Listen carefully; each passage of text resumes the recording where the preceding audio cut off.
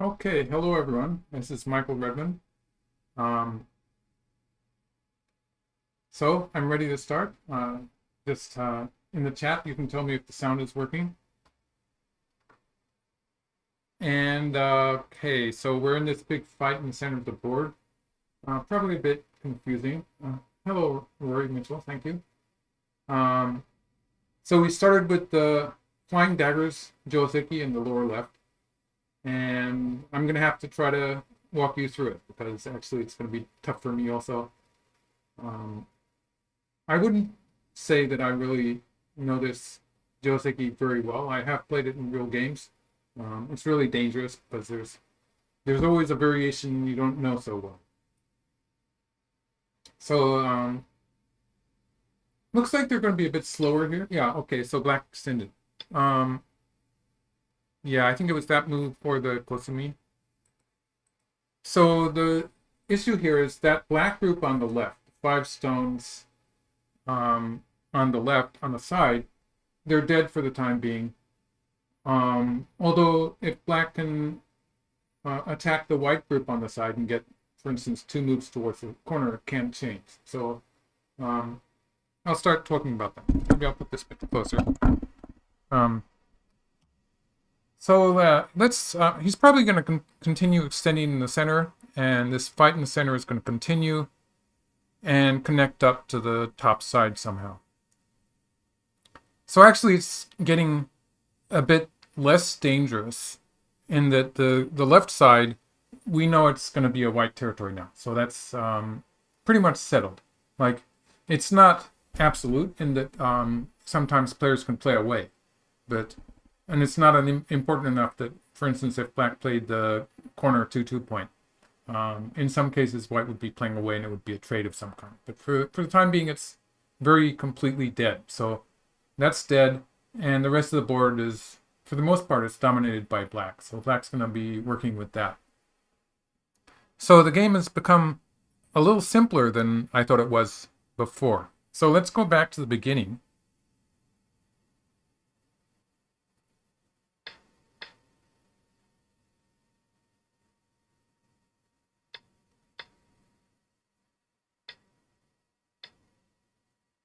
Okay, so the 3-3 invasion. When black plays the attachment here, this is a kind of a challenge to white.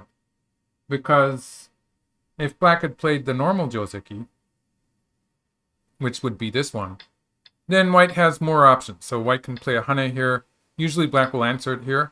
And then white can play a double hane or cut here. Sometimes this variation, sometimes this one.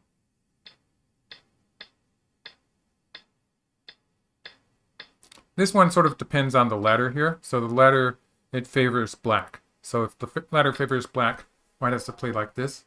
And this is, locally black's next move would be here or here. A tendency to play on the third line when it's white's area. So if you look at the upper left corner, there's a white stone there. So there is a tendency to play, more likely to play on the third line. Whereas if the upper left corner had been a black stone, it's more likely that black would play on the fourth line. But both moves, I would call them both feasible. So this kind of thing, white's wall is sort of pointing in the wrong way. So in actual play, white might just leave it at this point. And, and play something in the corner elsewhere. Or white can play moves. You can still play mini Chinese kind of thing also sometimes, or a shimari. So white does have these choices. So I would probably have chosen this one. But when black plays the game move, this makes it difficult for that to work. So in this case, white would try to make it happen with this. And if black covers, white can play here. That reverts to this variation, which is sort of the main line that white is hoping to make happen. However, black has choices at this point. So maybe black's going to play here. Actually, quite often I see AlphaGo or any AI would be suggesting playing one hane at 2 and just allowing white to cut these stones off. And just actually, because black has a forcing move at h18 here, or connecting on the second line.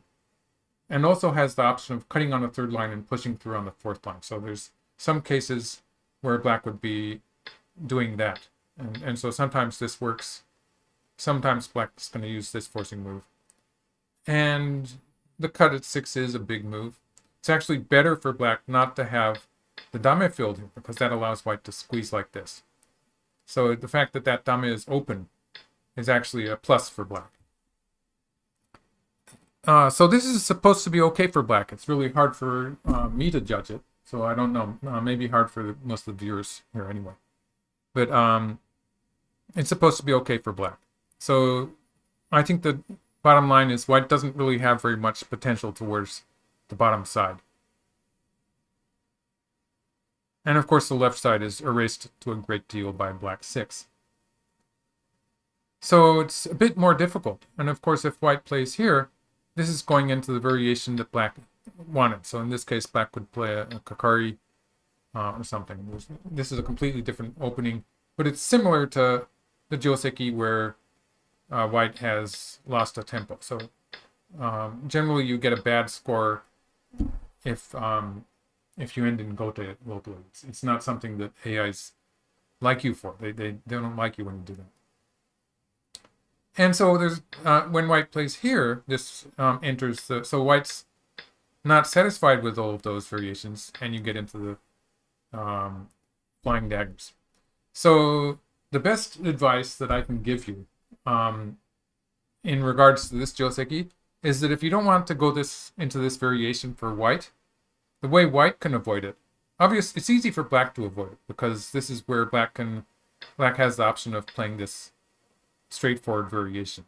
And there are a lot of ladders involved, so it involves this black stone in the upper right corner. With that black stone in the upper right corner, people who research this joseki in detail will say that it's okay to play the flying daggers for black. You know, if that upper right corner is a black stone, the start point hits the ladder. So it hits one of the ladders that's important. It hits the ladder that happens in the game also. So black can play this. If white wants to avoid that, white always has the choice of playing here, in which case black can slide or play here. Or if black crawls, it reverts to the normal joseki. So white would, in this case, would have the option of doing this kind of stuff. Or if black plays here, white can play away. If black plays here, it's a kind of a weird, a different variation, where black, it's going to either be this one, which is actually, usually it's okay for white. So it would be something like this, maybe something like this.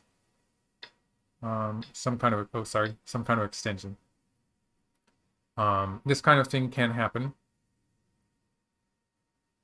Or maybe black's going to play here, and it's going to go into this one.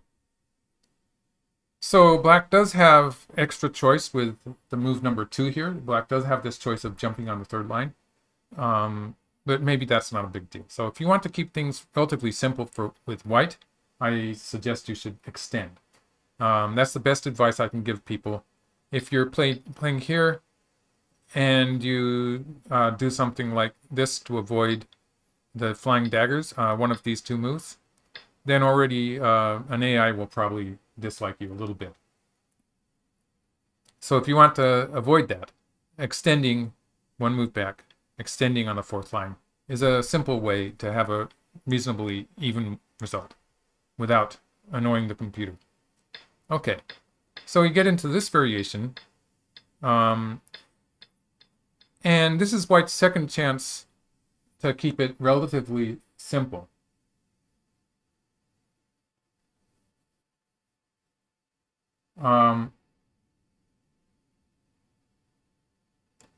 Okay, Hugh is asking, what does white gain with the knight's move that invites the flying knife compared to extending on 4th line? I thought I was answering that sort of, but to clarify, some people like to avoid the potential of this variation. So it's basically this one that some people just don't like.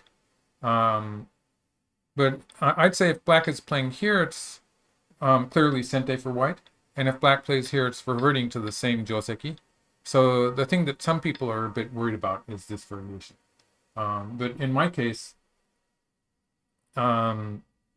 in my case, I don't really feel threatened by this move, so I would be happy to play the extension on the fourth line. So it is kind of a thing where it's your preferences that get involved there also. But it's probably that variation that people are trying to avoid by playing the knight's move. Okay. So here we're in the flying daggers. And so this is the more complicated move. So this is the one that gets really, really difficult with multiple feasible variations. So like it goes nuts. So if white comes to this point and still wants to keep things relatively simple, like sometimes you like to know which are the dead groups and which are the live groups. And so in the flying daggers, you don't always know that. So if white connects here on the fifth line, so this can be a solid connection. Sometimes white plays a hanging connection. Usually the solid connection is better. In this case, the hane towards the corner on the second line is going to be a killing move. So this would be bad for black. This would kill black's group in the corner, pretty much. I don't want to talk about the potential costs. It's as good as dead. It's better for black not even to try. So that would be bad for black. And so it's pretty much forced for black to play here. No, actually, Thumper that's actually a good question. I think younger players get more emotional about that. Thumper is asking, is it humiliating for a professional to back out of complicated joseki? And, well, it never was. And actually, people used to say that the positionally strong player does better if he avoids the complicated joseki. So it was kind of some people were actually sort of proud about it. And that's still true to an extent. And especially in the modern days, when people have very reliable answers from the computers, provided they can remember all the variations. So there's a huge amount of memorization. I would say, I just know from experience, it's very challenging for me to memorize. I haven't memorized all the variations for this joseki. So it's perfectly legitimate to have certain josekis that you're just not going to try. Just avoid it. So when white connects here and black is pretty much, unless black's going to sacrifice the corner, which is bad, black's forced to play down on the second line here, and white can cut. And the main line joseki goes like this, where black captures the 3 stones, and white does have an advantage on the outside. White can continue to push, white can play a knight's move. There's, like if you want to be computer perfect, this one is going to be challenging also. Hello, Rick. I'm glad the sound is good. Thanks, Rick. So if you want to continue playing computer perfect, so players like these two will have researched this far further into the game, but a fight like this, so for instance, general idea is that white's going to push from that side and eventually is going to play an extension either on the third or the fourth line on the bottom side. And there are a lot of issues with this, but for all practical purposes, I'd say this is close enough to even the later part of the game is going to decide. So like if you meet up with a player who has memorized this 30-40 moves into the future of the game, then maybe you're in trouble. But that's true of just about everything nowadays. So this is a relatively straightforward variation where white has sacrificed 3 stones on the side. And so you don't have to worry about the corner situation anymore. And it's not going to change around a lot. Okay, so when white plays here, the other variation that's worth mentioning is, of course, this one, which is the definition of why the ladder has to do with it. So like in this case, or let's do it this way, for instance. In this case, if the ladder favors white, then this is going to be a problem for black. So it's still complicated, but stuff like this, or even if white plays here, it's still going to be a ladder. So like this one, for instance, white can capture the 4 stones in the corner, And if all black can do is squeeze, then of course it still depends on the board position. So sometimes this is okay for black, and sometimes it's good for white. Black is really weak in territory with both sides open underneath. So it depends on what's happening in the center. And if white plays this way, maybe it's, if white plays this way, maybe it's even more serious, very complicated. But at the very least, it still depends on this ladder. So when the upper right corner is a black stone, the ladder, of course, is going to be good for black. So that's why white has to do something here. And again, I'll just suggest once more. I'm going to suggest this move. Keeps it relatively simple. Like, this is a variation that I would be willing to play. Like, the young pros that I am up against sometimes, they're going to know this. They're going to be able to fill up the whole left half of the board. Maybe with a memorized variation. So it does still, on the professional level, I'd say it still requires a lot of research. But it's just the one variation that I have to research in this case. I feel a bit happier with this one.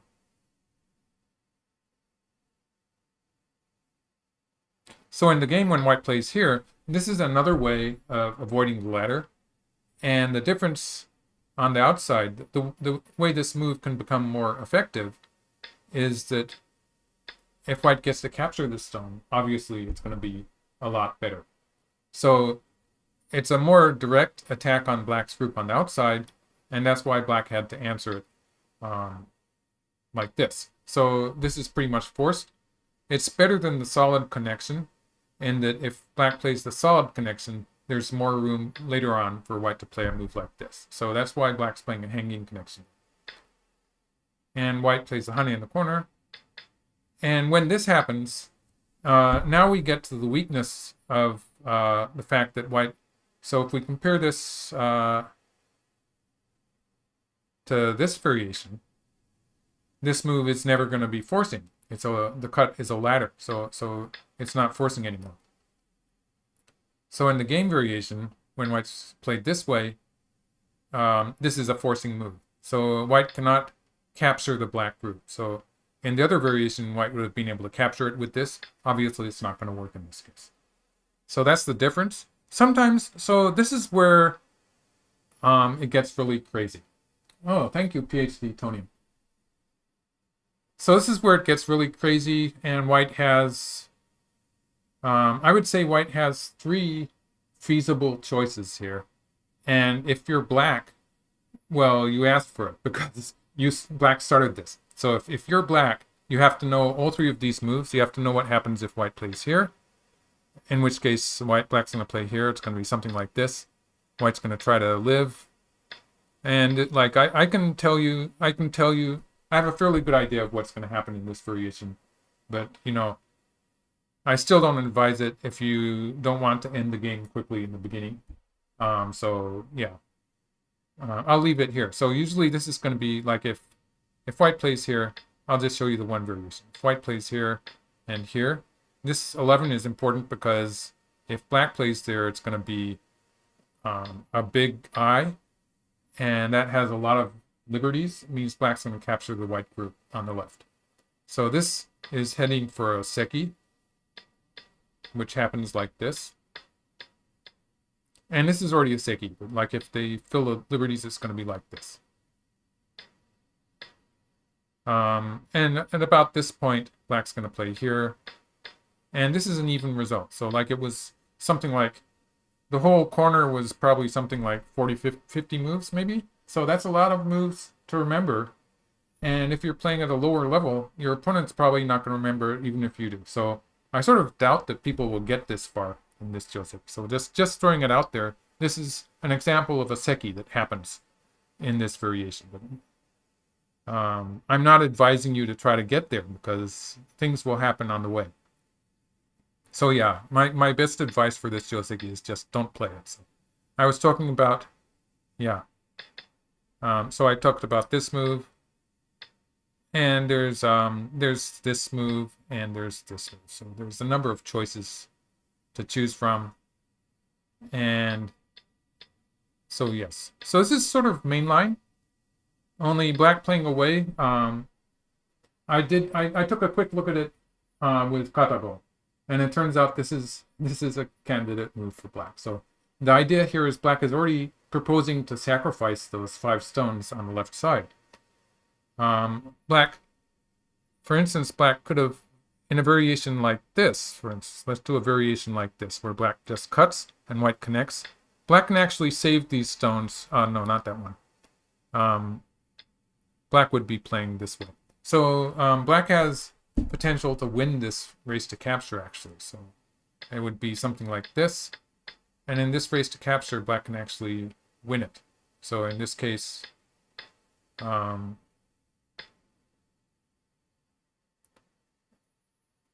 let's give white that one. There's a order of moves thing here, but in this variation, black is winning by 1 move.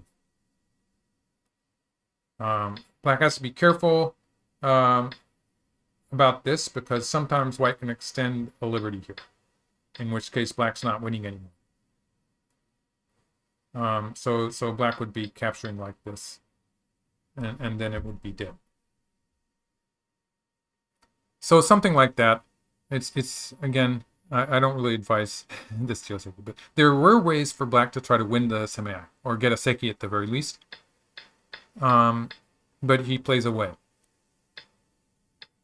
And the upper left corner is pretty important too. So there's some potential for black to be playing some forcing moves and then moving back to the lower left. But when white played away here, now this black group for the time being, it's dead. So just how dead it is the tricky part. Oh, well, if you want, that's Leonardo asking a question. Does that mean that we should shy away from attaching to the knight's move on the second line? So we're talking about, let's just show that once more. Make my point clear.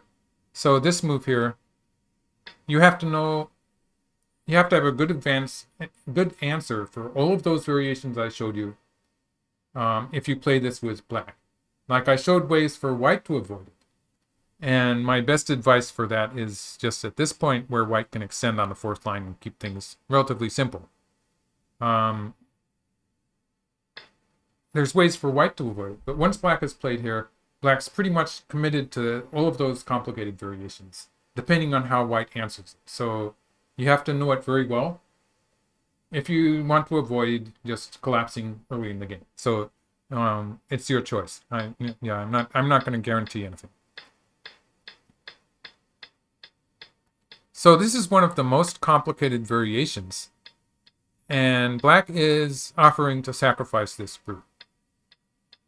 So there is an issue of what if you might note that black stone on the outside, it's a ladder. So white played a ladder breaking move in the upper right corner, that kakari there. This approach move in the upper right was actually breaking the ladder. So white did that. If black can escape in the ladder, so if black can do this and make some kind of, it happens late in the game. And then if black can play here, the question is how dead or alive is this black group? If white is going to play on the outside, leaving an open liberties there. If black plays here, white can win with this. So this is pretty much a win for white. So at this point, the computer will probably want to play away anyway, because it's going to be a ko or something. But this ko is really tough for black, because if black fills from the inside, black doesn't have enough liberties. So black has to start from here. And it's sort of a painful ko. And it's going to be a seki or something. So like this variation would be a seki. This variation would still be a ko. And the pain is that black stands to lose so much in the corner, and this would destabilize black's group on the side. So it's not really a realistic thing that black has. In fact, black's best option is probably to play another Atari here and get some extra territory in the corner. So it's nothing more than that. Or black can play here. This is going to be sort of tough for black also. It's going to be a ko or something. And it's another one of those codes that they're going to start playing away at this point. So white's going to play elsewhere. But if you play locally, it actually is a direct call. And the computer doesn't like to play locally like this. Basically, when black loses this ko, it loses all of the aji on the outside. And so it's a lot better for black to leave it at this point and have some, at this point, if white feels a liberty, it's better for black to leave it so that black has some aji towards the center of the board. And white cannot actually kill it with the connection because that would still lose by one move. So it's still kind of a kind of a ko. It's not a direct ko anymore, but it would still be a ko. So yeah, just play away when you think it's a ko or something. So that was a ladder breaking move. And so white could answer like this. So for the time being, that black group is pretty dead, but the status of it will change if we get a black stone here or a black stone here. That will change things.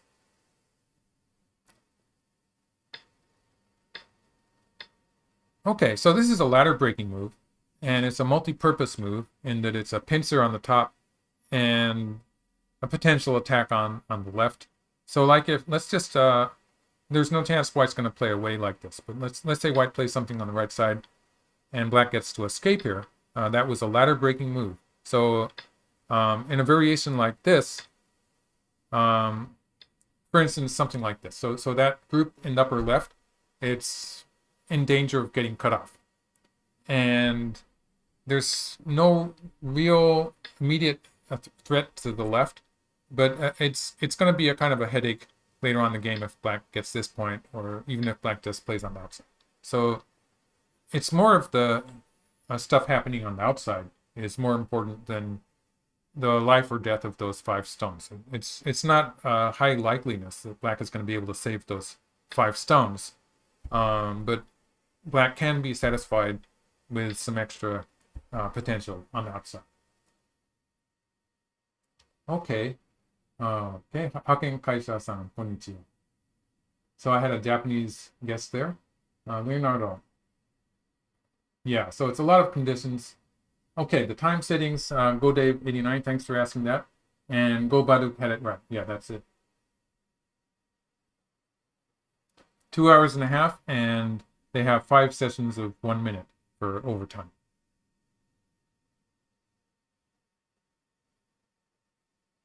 So white jumped here and played a ladder break himself. So this is breaking the ladder, and black broke the ladder back.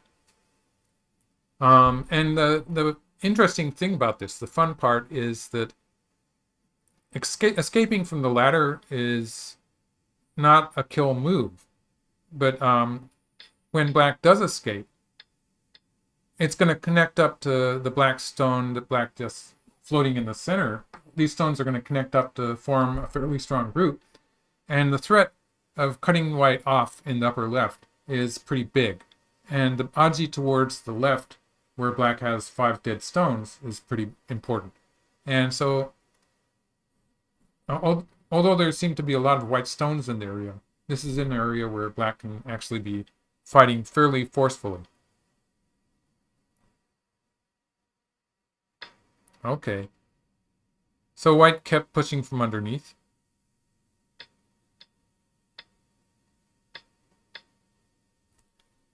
Okay. All right. So I've caught up with the game now.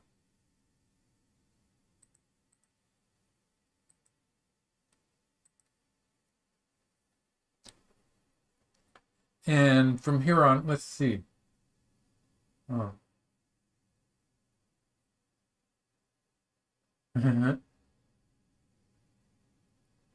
Okay, so the idea for white obviously is to break through here, for instance, and this. So locally, this would be bad for black. Or if black extends, white can connect up here. So this is the immediate threat, and black cannot allow this to happen.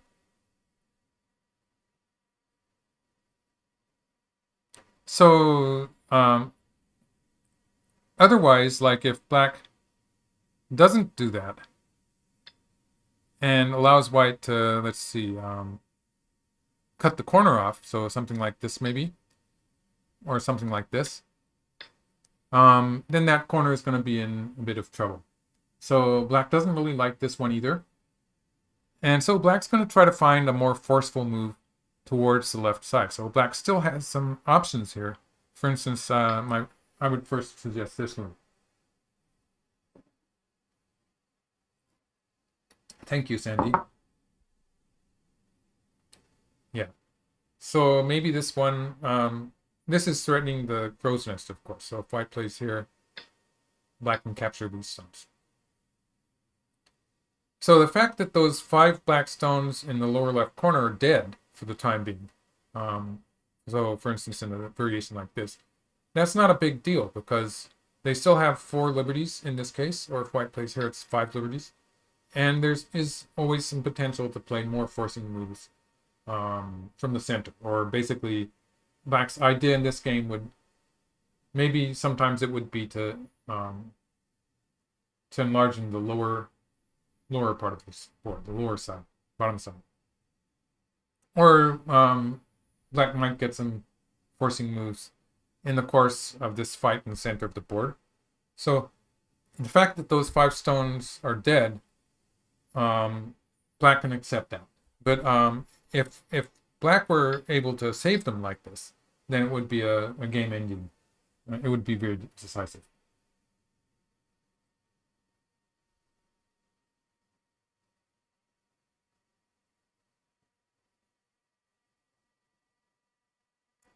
Shin Jinseo is definitely the strongest player in the world. So that's my best answer to your question. It means he hardly ever loses. So, the gap between players is not really, in professional society, it's not measured by how many points you lose anyway. So, if no one can beat him most of the time, well, that's it. That's it. Yeah, that's the point.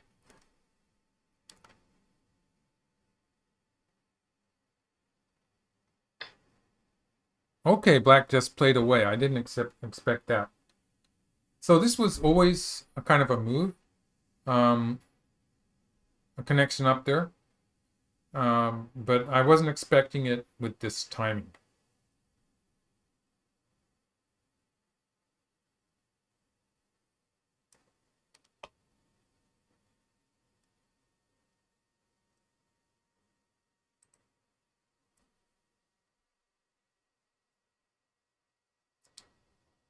Okay, so there's still a lot of stuff happening in there.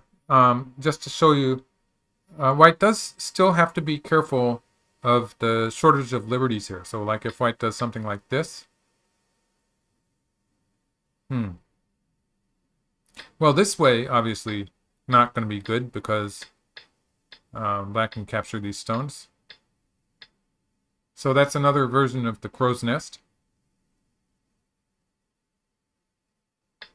This is probably not going to be good enough either. With black, looks like black's going to kill that group in the upper left corner.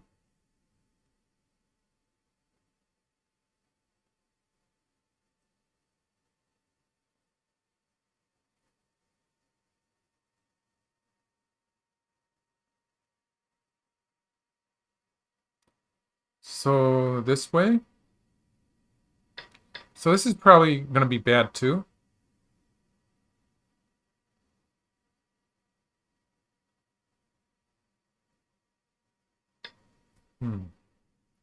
This is probably going to be bad with, this kind of problem. Where if white connects on the top, black's going to, that would be, maybe not as bad as I thought.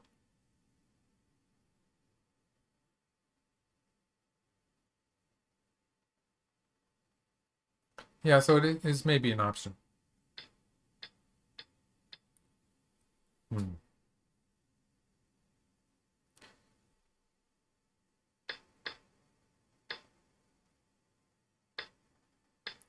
This one, it's okay as it stands. So like if black plays here, that's connected. But it could get a bit tricky, I guess. So this one, white's in trouble. Because, yeah, apart from the fact that there was a cut here at some point, white is in trouble locally. So yeah, there's still a lot of issues with this this group that I'm calling dead in the lower left corner. It's still a lot of nuisance value.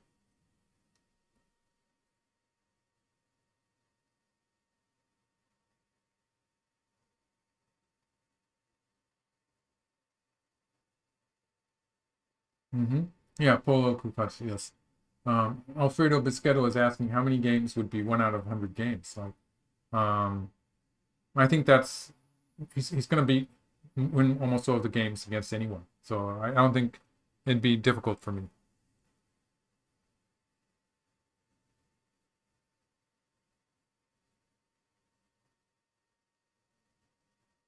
The 3 stones are about G17.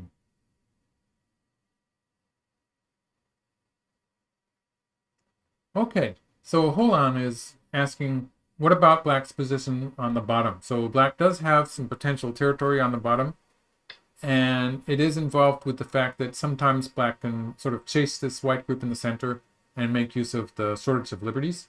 And so, yes, so this is a strong position black has in the lower left corner. And if at some point black feels threatened, he can always play this, which locally it's a forcing move. So if white ignores that and black plays, for instance, like this, black has 4 liberties and white has only 3. So it's already a win for black. So this is one way for black to capture these white stones. So that means that black already has eyes towards the corner. Black obviously has this move, which will capture the 2 stones, and also has a position towards the lower side. So the lower side is a strong position for black. And if black gets to play moves like this at some point to put pressure on white's center, then it can spread out. Although it's a lot of space, the fight in the upper left area is so important and heated that it's a bit premature for black to be thinking about the bottom side, though.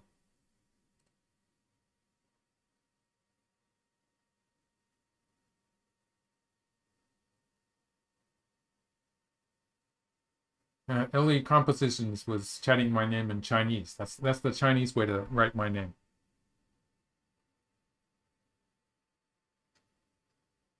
So yeah, if you're in YouTube, you can see what he wrote. Okay, so wedging here is the Tetsuji,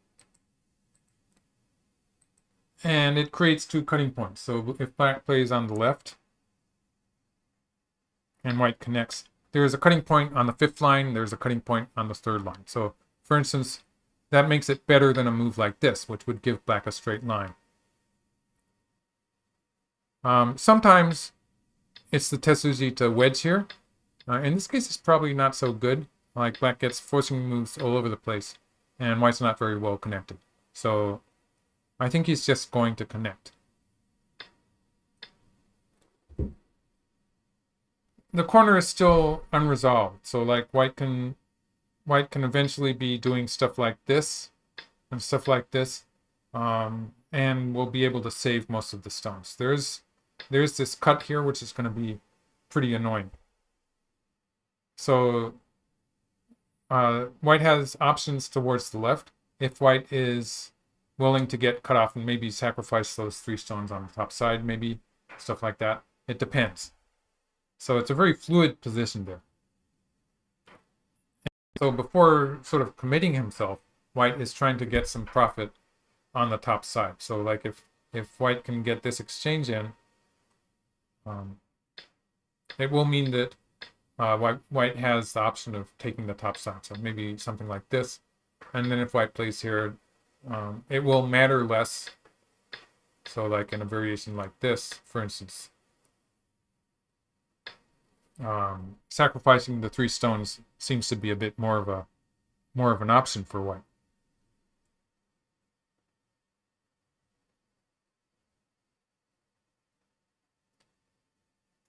Well, okay. Sasuke Crafter says he just got here, but isn't white and a bit of a do or die with the fight in upper left. It is a very dangerous fight. Um, White did start with capturing black on the left side, so those 5 stones in the lower left corner, those 5 stones are dead for the time being. And so white has some caps. And so like I was just showing, in some cases white can be okay with a kind of a local loss in the upper left corner. And it's not as if the whole area is going to be a black territory. So sometimes white can play that hane on the second line. So yeah, sometimes white can play the hane on the second line. Sometimes white can go after these 4 black stones in the center of the board. So maybe not do or die. Maybe there's some leeway there. Yes, I did do AlphaGo. Yes. Kaito Kung, thank you for the commentary. Thank you for being here.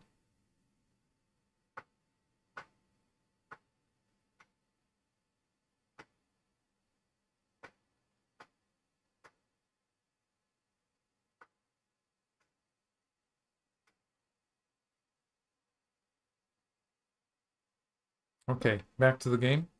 Okay, so black has 2 cutting points, and yeah, so I would be thinking about which side to connect, and it looks like the 5th line.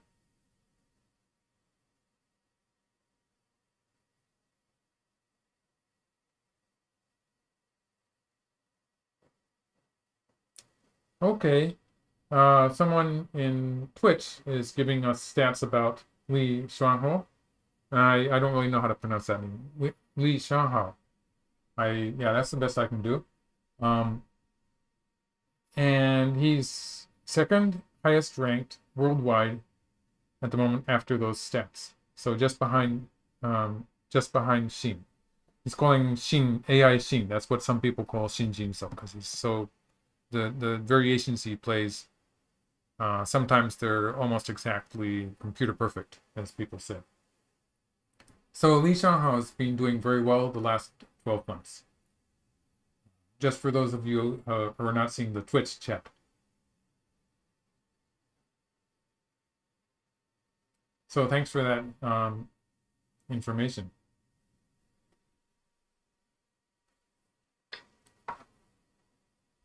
Okay, so black played away, surprising me again. So it looks like black is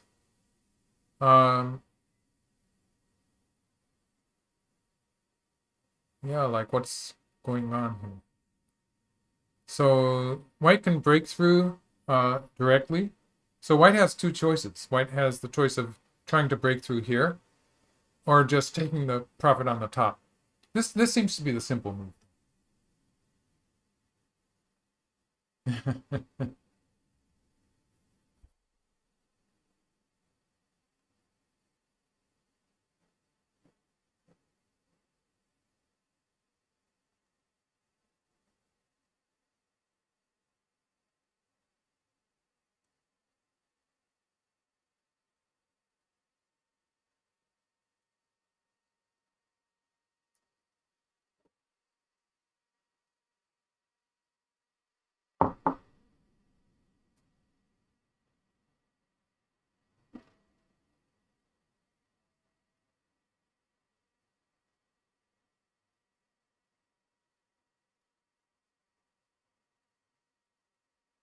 Xuanhao, Li Xuanhao. Gort, Gorf, Tpael. I have to spell that one out. It's giving me the pronunciation for Li Xuanhao.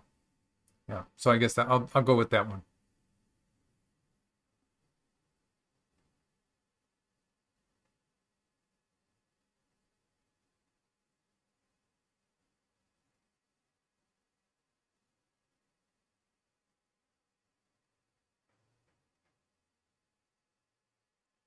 Okay, back to the game.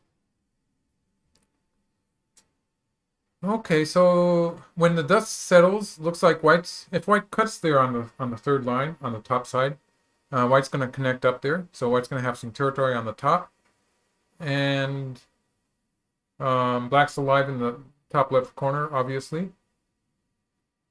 The lower left is a white territory. And black's going to control the bottom side.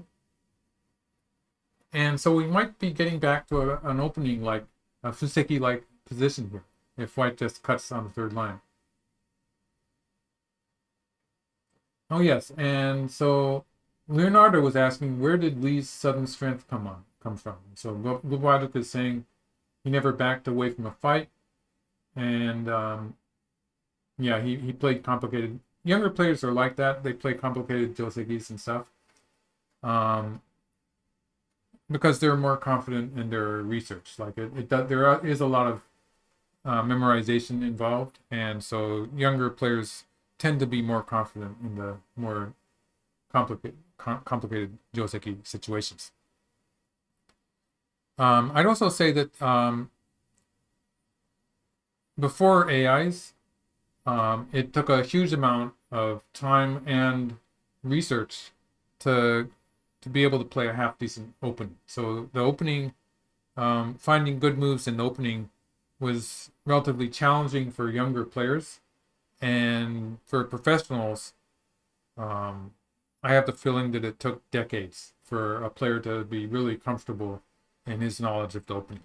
And the AIs changed that in that not only did they sort of falsify all of that knowledge that we had accumulated to a certain degree, they also made it very easy for people to quickly pick up some computer suggested openings, which they could play and have a reasonable opening. So like the computer programs provided us with a lot of examples of pretty much even openings. So that was really important.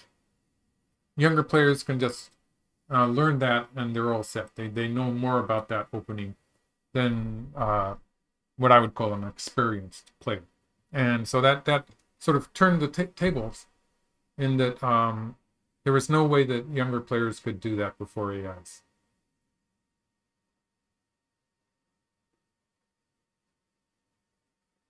Mm-hmm.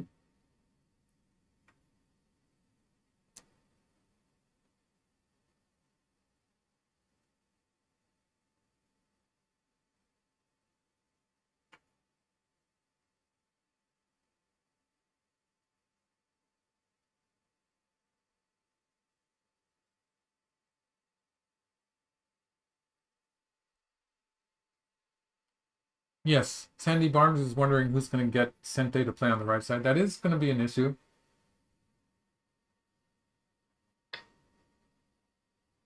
And pretty soon it's sort of cooled down now that the white group is alive on the top. So locally, so if black connects on the fifth line, that's a double Atari. So if black connects here, white can capture the black stone. Or if black plays something like this, at any point, white still has this. So like there's the question of what happens with this. Also, could get a bit complicated. But if black, yeah, this is alive locally. Yeah, so maybe that way. But at the very least, white can cut here at any point. So, or play here. So white can capture the cutting stone.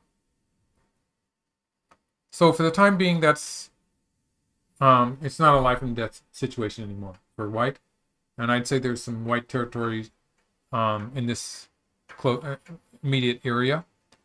And it's this black stone on the outside, on the top side here, where like if black plays some big opening move, white can probably capture it on a large scale.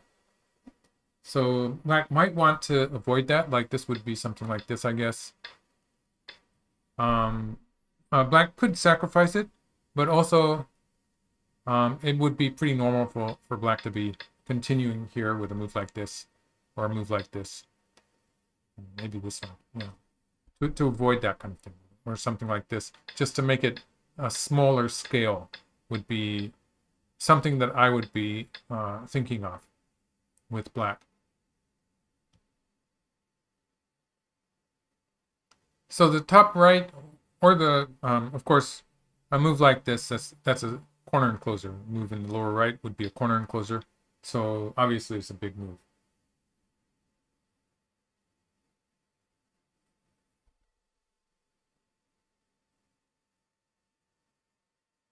Right, Gobaduk is talking about what I was talking about earlier. Before, the judgment of positions was the most difficult. Yes, so younger players would have to trust a teacher or study in groups. So, like when there's a teacher, the teacher has a style of his own, or had a style of his own, and you didn't really know if that was the moves that the teacher was suggesting were actually correct or not. So, like it's a lot more reliable when you have a computer program, and it's going to give you a number, a score, which is more reliable than the teacher saying that this is the good move. It's just that there was a limit to human knowledge.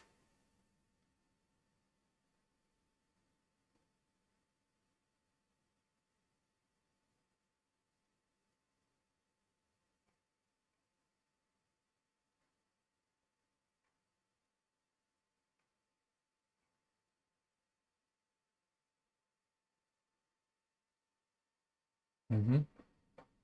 And I think that one, if you're a relatively weaker player, so like a Q player or even a beginner, and you want to use AI to improve your game, you just have to have a few moves. So like, there's no way that you're gonna, for instance, memorize this variation that happened in the lower left corner, but you don't have to because your opponent isn't going to memorize it either until you get to top professional level if you do.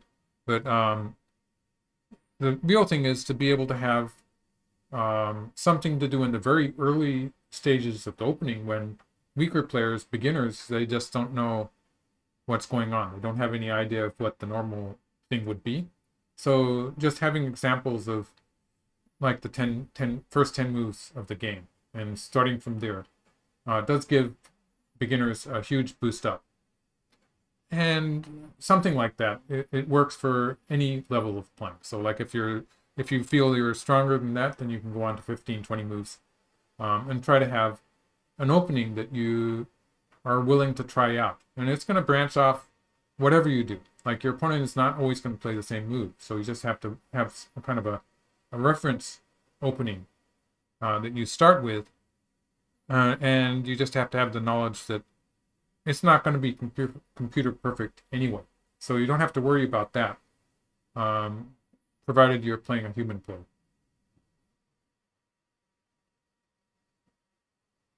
But the ability to start with something you know is pretty valid. I think it for weaker players especially, and to a certain degree even stronger players, it does take a lot of the anxiety out of the game. And you just don't know what's going on.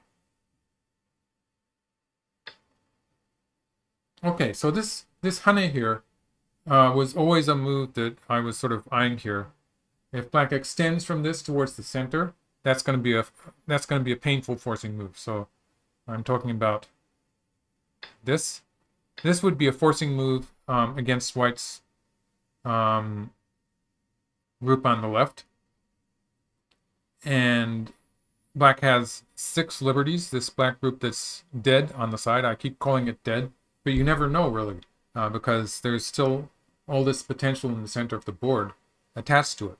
So with 5 liberties for that black group on the left, white has to be very careful here. So like white would connect or something.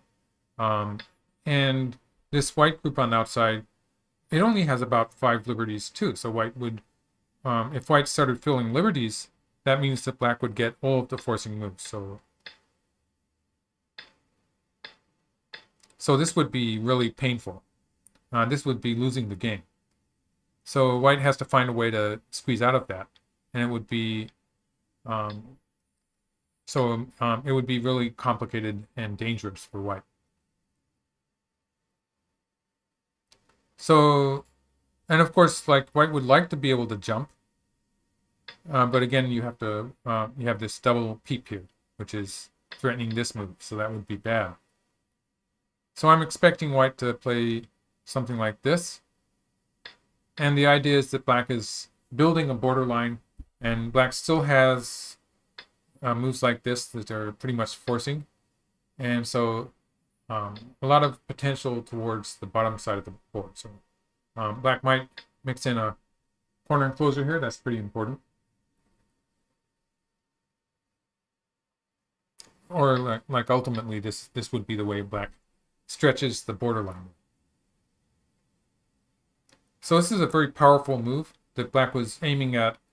I think the fact that black has this move is very much part of why this joseki, the whole thing here in the lower left corner, it's one of the reasons why that was working for black in the first place. Okay, counterattack.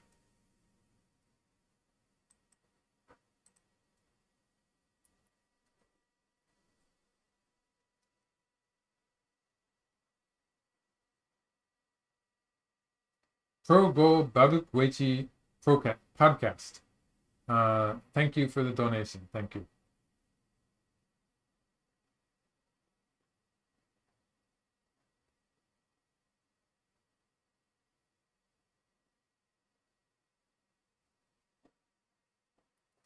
Okay, so this move puts black into damezumari, so a shortage of liberties for black, and it makes the extension that I was talking about less effective. So if black extends here, white can play here to capture those cutting stones, and so it didn't function as a threat. So black doesn't have enough liberties to make stuff like this happen.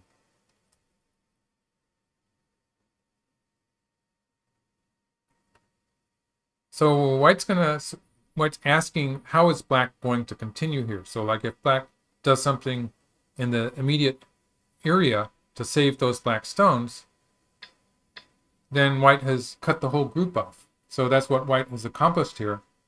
And there's some extra meaning to white moving out in the center now, just because that black group is going to be weak too. So this is an example of white gaining a lot in exchange. So if white had started with moves like this, and lost all the territory first, then sometimes black is just going to sacrifice those 4 stones and connect up another way, or just leave it, for instance. And black can argue that the lower side, like that's 6 times 11, 12 lines, it's if the whole area in the lower right becomes black's territory, that's going to be something like 70 points. So this would be an example of if white plays the center first, then those 4 stones become relatively light. In fact, all of those black stones in the area become relatively light. Black can just sacrifice everything because the lower right has become really important. And that's why white is doing it first. So when white does this first, then black is going to get less out of the exchange. So if black plays something like this and white captures these stones, it means that there's a lot more room on the bottom for white to be trying stuff like this, for instance. This is not going to die. Not if white does it correctly, it's not going to die. So that's the idea here.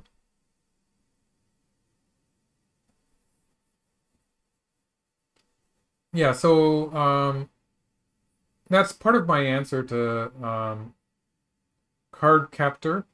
Can black sacrifice those 4 for the wall anyway?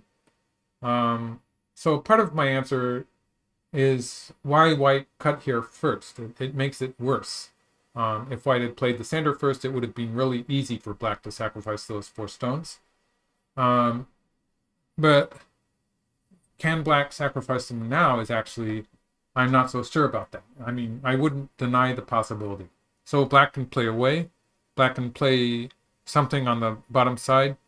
Or black can try to save those 4 stones. So saving those 4 stones, though, it does sort of play into the variation that white was trying to make happen. So this is, it gets a bit heavy, you might say. The fact that black has to save the whole group now and is committed to saving that black group, it's going to make it more difficult for black to continue in the lower right area. Just because this is a lot of stones inside white's area. So if this dies, it's not good. So if black's going to sacrifice them, this is where black has to sort of construct a strategy to do that. Yeah.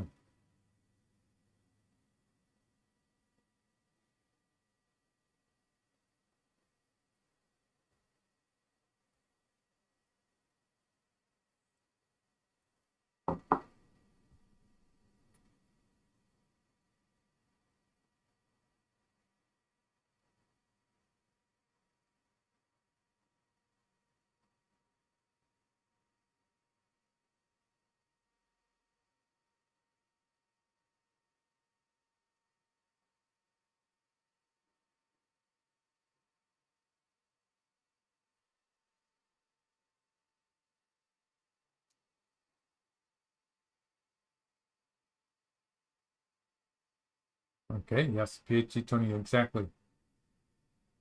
If in doubt, Tenuki. That was a proverb.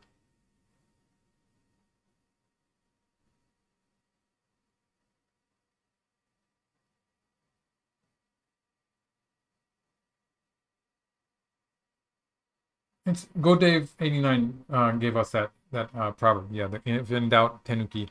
It's still sort of true. Like if it's a ko anyway, the computer, an AI will Tenuki almost 100%. And strong players always did, but to a lesser degree. So like in a position like this position we have in the lower left corner, sometimes there's a potential ko or something, and you rarely see the computer protecting against it. Like the computer will leave that potential ko, especially if it's a step ko or something.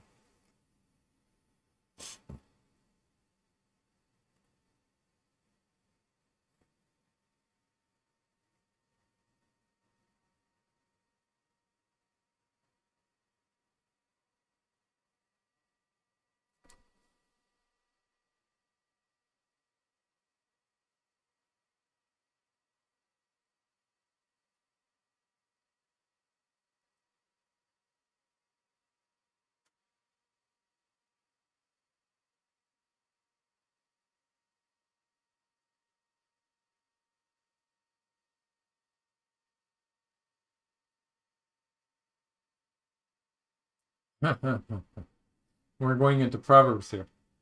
Some questionable proverbs, really. PhD Tony, the stronger player always wins the ko. Winning a ko is easy. You just take the ko and then wherever your opponent plays, you finish it. So winning the ko is easy. Stronger players tend to be good at playing kos, though. So they know where the valid ko threats are. So knowing where the valid ko threats are is the key point in kos. Just focusing on, if you're not sure, focusing on winning it is a pretty good strategy also. So sometimes that works.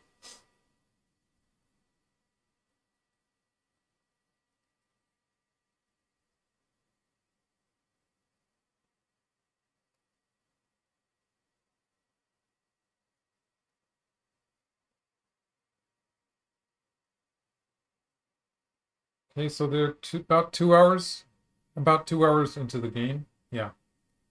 And let's see, it looks like the time is about even. So the clock I see here, it says Shin Jinseo has 56 minutes, and Li Xuanhao, is that what I was told to say? Li Xuanhao has 58 minutes, so they're about the same. Ko threats have to be forcing moves. Yes, Chunky Gecko. Ko threats have to be forcing, or else your opponent's going to finish the ko. So yeah.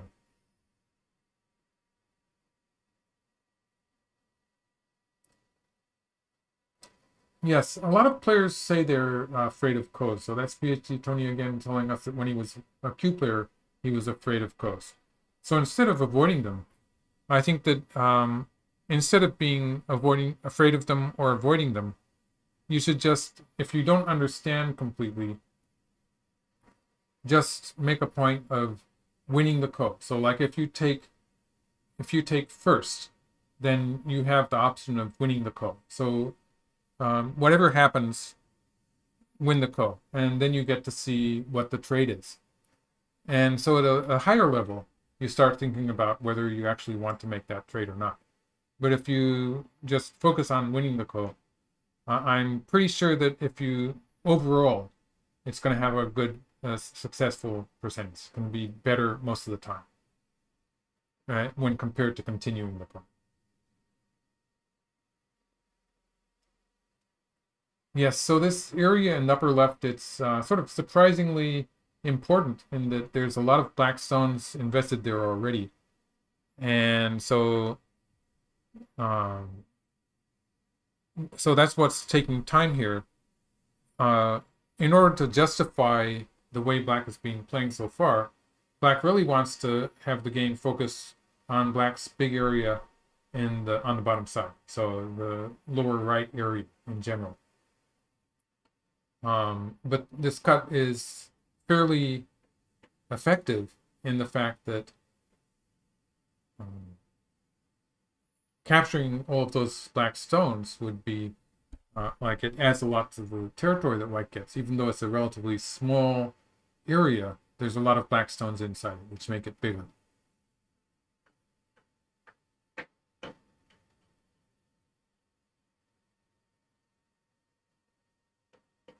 The other match, there's another match there, yes. Okay. We can take a quick look at the other game and see if I can find it. They are slowing down, aren't they? So let's take a look at the other game just a little bit. So the other game is, I think it's Tojachi and Byung Sangil. So that's another China versus Korea game. Let's see if I can find it.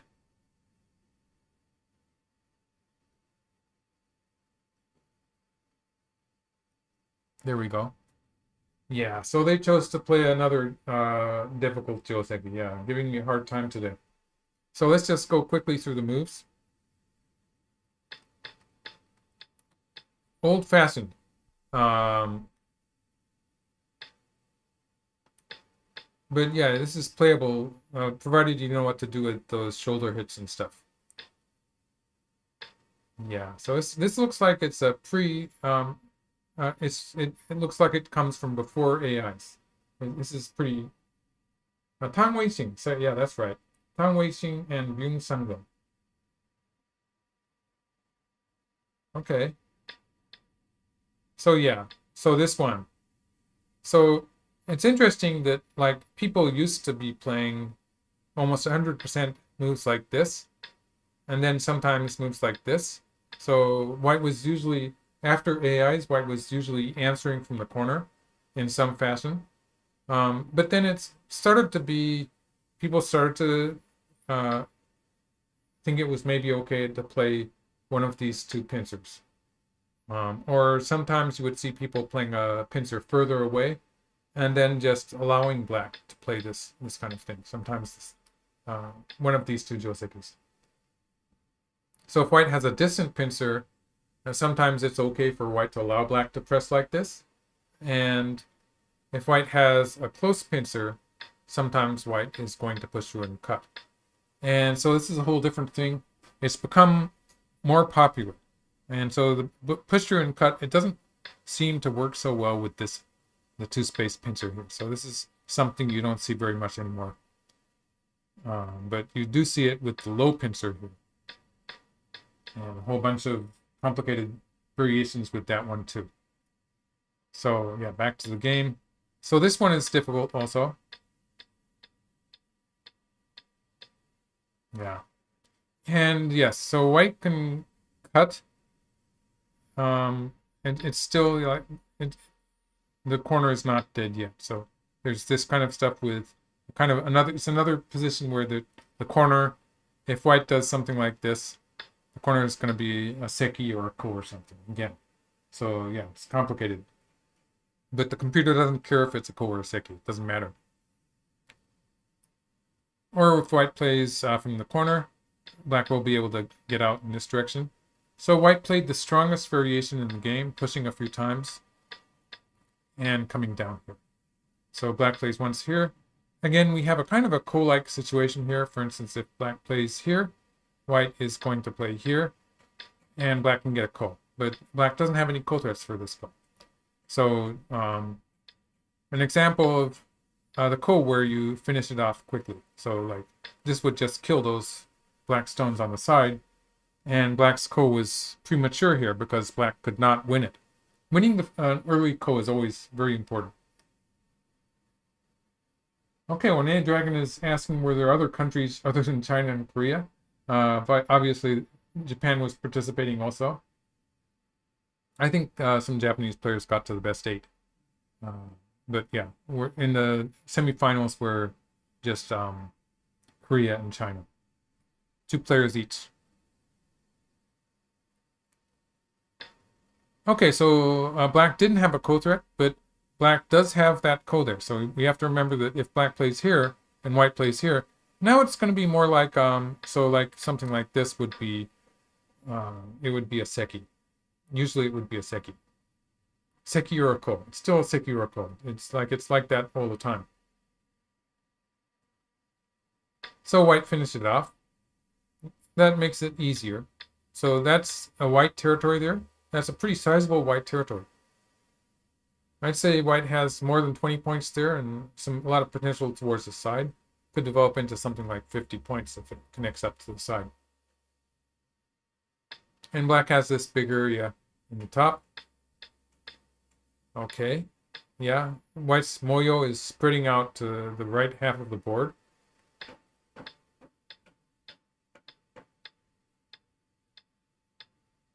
Okay. This is, yeah. It's going to be a wild game. So, black invaded the bottom side. So that was, this move was an attempt to get a forcing move. So if white had answered it locally, then nothing would be happening. But then black would probably be connecting up with the rest of the side. So that obviously that exchange was good. And it gave black some extra space. So yeah, white's playing here. Basically, white's saying that the aji is not very important. So white has a cut on the 4th line. But black has, so like white could cut here and win, but would probably doesn't want to give black the shape on the outside. So for instance, if you black probably has to play 6 first. So in this case, black does have moves like this, which would be threatening to connect underneath. Yeah, so some potential eye space here. It should be fairly easy for black to make a living group here. So this would be bad for white. And white peeped first. Oh, and I'm supposed to make a guess as to how this is going to continue. White probably still doesn't want to cut immediately. White could cut, I guess. Something like this would kill that black group and take the 3 stones. Taking the 3 stones, it's sort of important in that those are cutting stones, so the group in the center of the board is going to be saved by that. And black's going to run out with this group, so the fight will continue.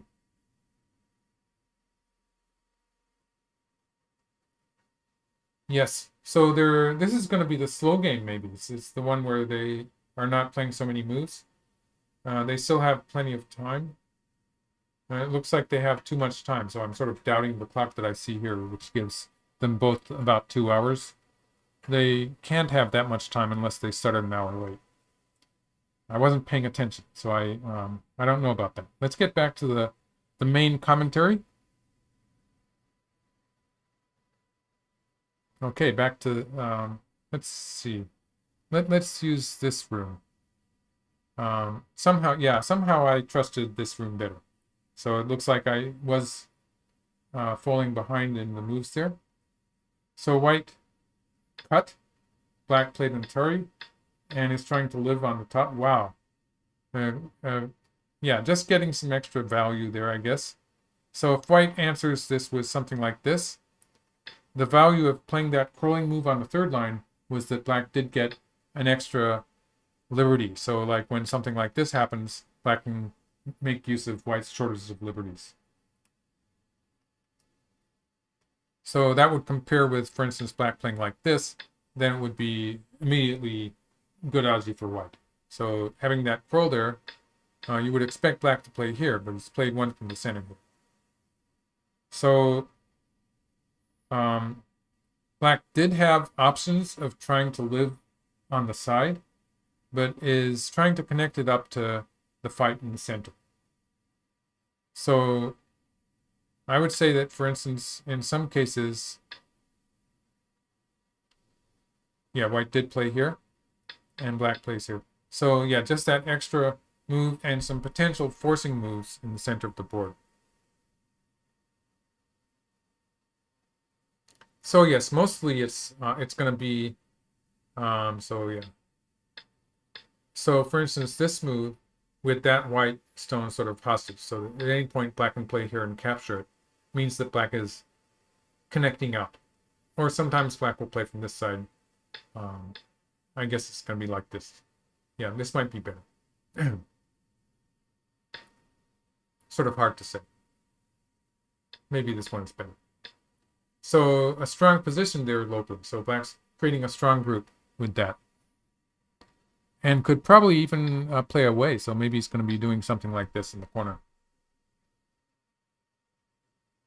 The audio quality is a bit off. Okay, I don't know what's wrong there. Could be I moved around a little too much. Yeah, that's what I suspected. So I trust more the clock that I'm seeing with this game, in which it says Shin Jinseo has 48 minutes left, and Li Xuanchi has Xuanhao, sorry, Li Xuanhao has 54 minutes. And that seems to match with the time controls, in which both players had 2.5 hours, and we're about 2 hours into the game. It's closer anyway. Yeah, it makes sense. Okay, so black is connected out into the center. And white's going to move out also. White still doesn't want to allow black to play this key point. So, yeah. So this would... Looks like it might even... let's see. Would it kill the white group? White can still play here. And is winning by one move, but like this is going to be so painful. So this kind of a squeeze would be really bad for white.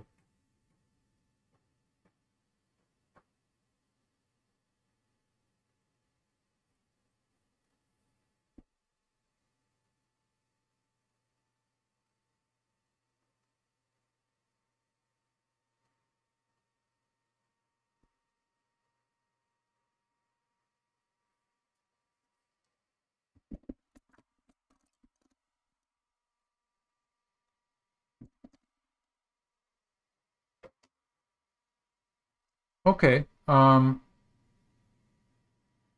It could be that I had my iPad. That's the one where I'm looking at the other game, so it's this one. Oh, it doesn't work very well, does it? Yeah.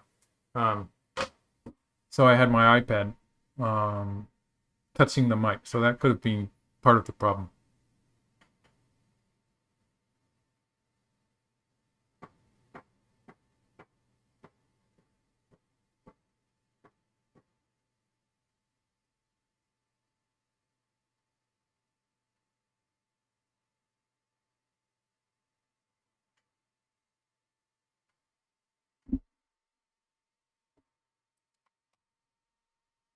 Okay.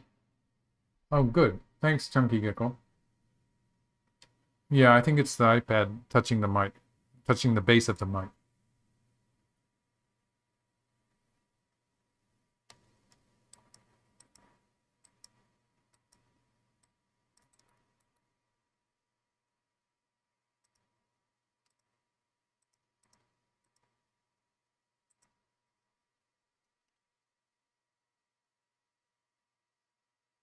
Okay. One Dragon asks, where will white play? That's a direct question. So white has to do something out into the center. So I don't think it's a good idea to allow black to close white in. Um, so the direction is pretty fixed. So like if this happened, I don't really see white escaping here. So I think black can close it in with this move. And yeah, so the best scenario is white can win by, so this variation, white does win by one move, but allowing black to squeeze like this would be a bit painful. So white has only a one move advantage here. So I'd say this would be a losing variation for white, even if white had gotten extra tempo by playing away.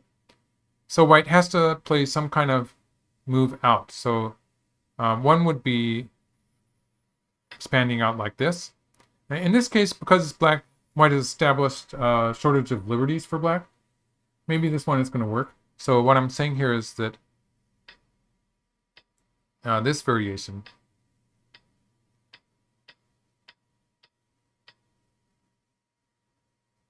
is probably bad for black. So yeah, the fact that white could play, let's see, the fact that white could play here and be sort of connected on both sides makes this work also. So the fact that white had established the damezmari of black stones on the left. So yeah, that's a possibility. So like black cannot cut there. White could even play this first. And this is going to be suicidal for black. Like in this case, yeah.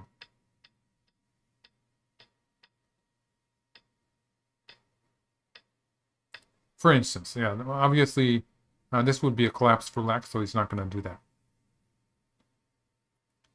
So white could do the jump. White could do the jump. Or white could play here. I think I'd say maybe one of those two. This looks like it's bad shape. Like it's sort of a super, it's not the right place when white has this forcing move. It's sort of clunky. So it's a bit slow. Better for white to have it out here in that case. And white can make use of this move to connect up. So the jump or the fukurami, spanning up.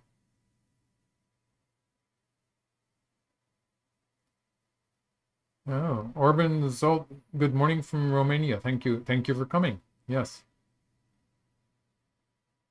Yeah, it's probably a fan of my computer also. That could be part of the noise. How much danger white is on the top? Okay, black is in danger, yeah. Okay, that's a hard comment to follow, Leonardo. Okay, black is in danger, but yeah. But squeezing white in the center would be a real threat. So like this, when white loses, it happens more quickly than when black loses. So like this would be a pretty quick collapse for white. Even though white wins the race to capture, it would be so bad that I would call this a collapse for white. I think it would be the game over already. So if black accomplishes some kind of a squeeze here, it's going to be a win. Almost always. So like the fact that black has lost some stones on the left is not important. So it's absolutely important. It's very important for white to be escaping out towards the center. And this black group, it's not so weak. So so with this move here, already black is threatening to capture the one stone, or black can play like this to put it in Atari. And so black already has a fairly, like if black played here, it would already be more or less alive. So black has a lot of strength for that black group. It's not about to die. So even if black plays away, the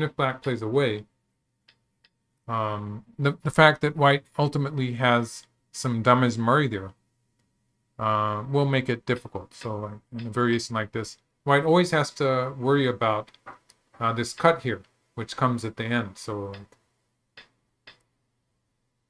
I don't know. In a variation, for instance, like this, white doesn't really have the option of allowing this to happen. It's just too terrible on the side. Usually this would just be completely bad for white.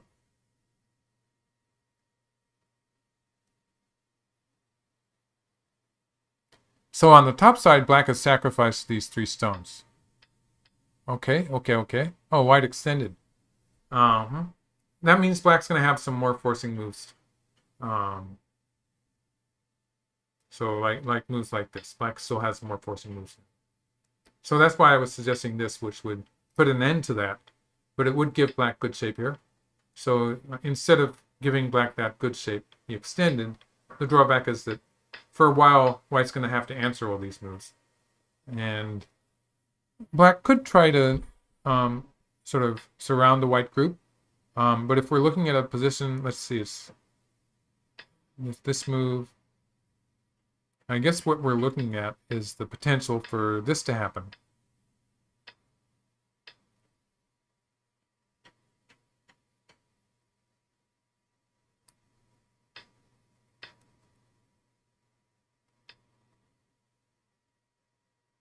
So, for instance, if something like this happened,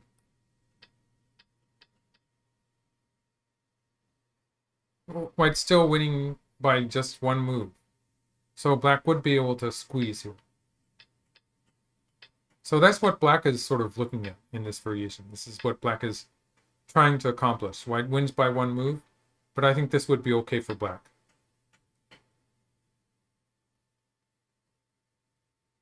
Yes. So that's why I just extending on the 5th line, 6th line like this is something I didn't think of, because white's group in the center is sort of in danger.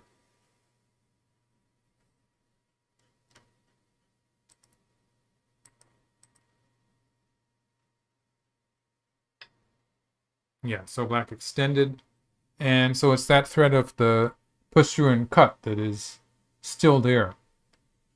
So again, white cannot connect here because that would get cut off and collapse. So white's going to be playing this one, and white's all connected up. The drawback of this is that ultimately it does lose some liberties. So like in this variation, white has only 3 liberties on the inside, and only so if we assume something like this, white doesn't have, and so like this variation, maybe it doesn't work for black because of the cut here, but there is that issue there. So like if black instead starts with this, it's going to be the same thing basically. Yeah, so okay, so what's wrong with this variation for black?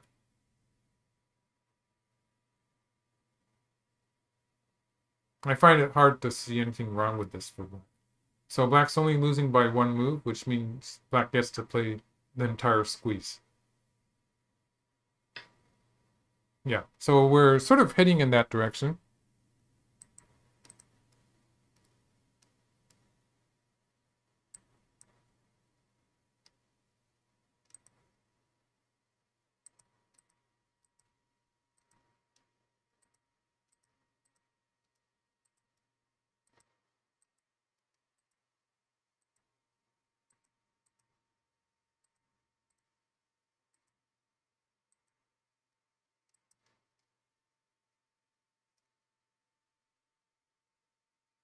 Yeah. So if the squeeze works, it's going to be really good. It's a question of whether white can... yeah. Let's try that variation again.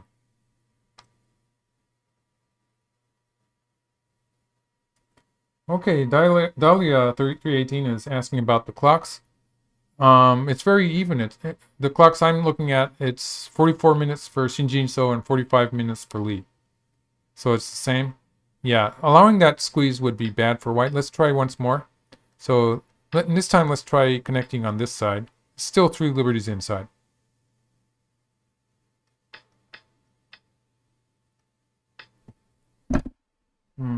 Yeah, this is forcing. Yeah, maybe this one is better. So this would be a bit more dangerous. Yeah, for instance. Oh, no, no, no.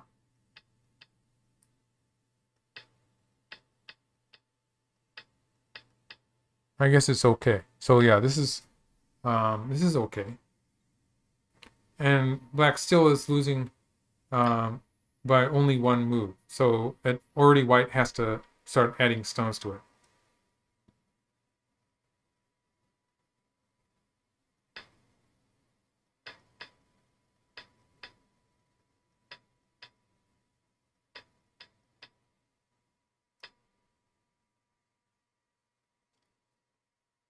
Yeah, this one could be tricky. So like if black pulls back here,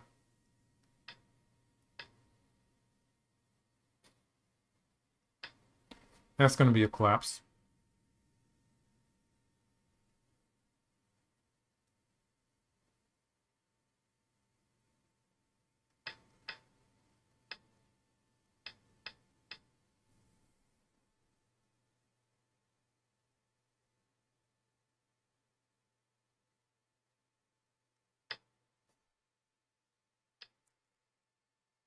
Yeah, black does need to play this fairly early though. So this would still be forcing maybe. Okay. Pretty wild.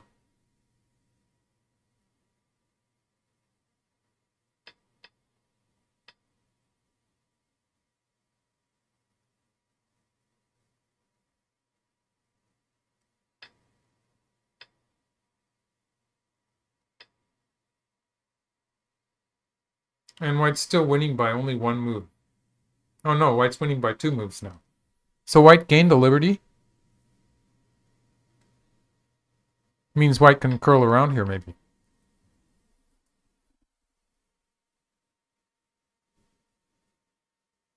Okay, so maybe we'll be seeing a fight something like this.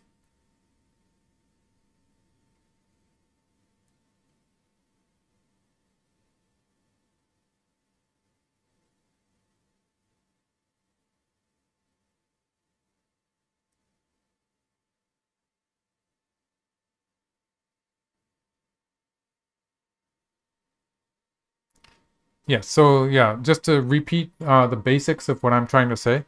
Black has a forcing move here, which does enable black to push through and cut after playing this exchange. And the variation will differ depending on where white plays. So if white plays one of these 2 moves, then black has this forcing move, which reduces the danger of the cut. So when white does cut, black can play some move in the center, and white is only winning by 1 move. And so it doesn't have a great deal of forcing moves to play with.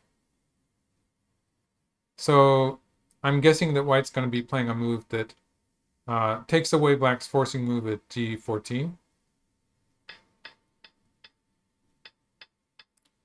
And cuts here. So this might be the variation we're going into. And so like the rest of that sort of hypothetical. But the moment white cuts at 12, white has 6 liberties. So like just saying that that this is going to be a forcing point for white, it gives white 6 liberties, which means that white is winning by 2 moves. White can play away from the side and, for instance, play something towards the center like this.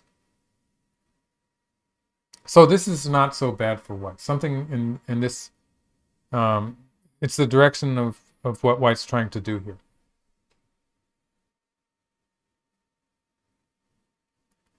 So if white plays at h12 though, so that's a suggestion by Go Baduk.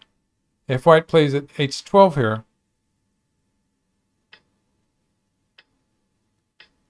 we'll just put these on the board. Black doesn't really have to play 5 yet. Yeah, so that's this variation I was talking about, where white cannot do this, because that would be a collapse. Mm-hmm. Yes, yes. It would be a collapse.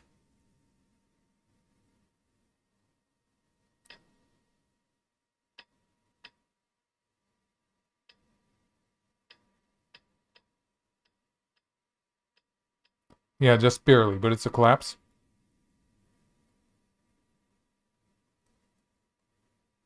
And if white cuts, black will play here. And this is relatively good shape in the center, because this is going to be a forcing move. So it's not so bad. So white does get this forcing move, but has to go back to the side. Winning by only one move means that the group here is going to be in trouble. So yes. Yeah, so that's forcing. And so if black plays that connection, I think that white's going to do this one. Now, if black doesn't play the connection, there's an issue with this thing here, where white can cut black off here. So that's why I'm playing that connection sort of as an asking move.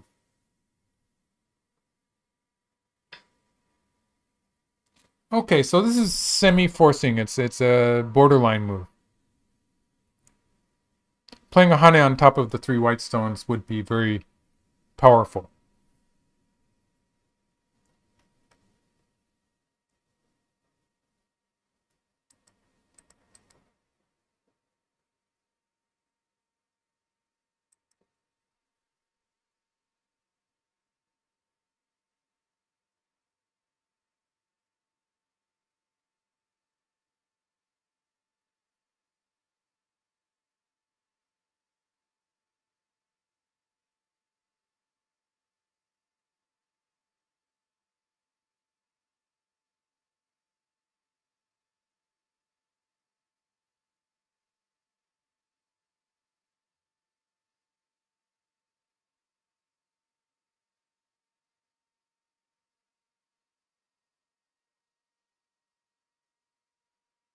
Mm-hmm.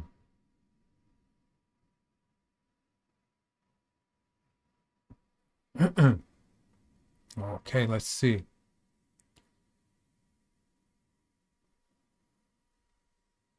If white extends,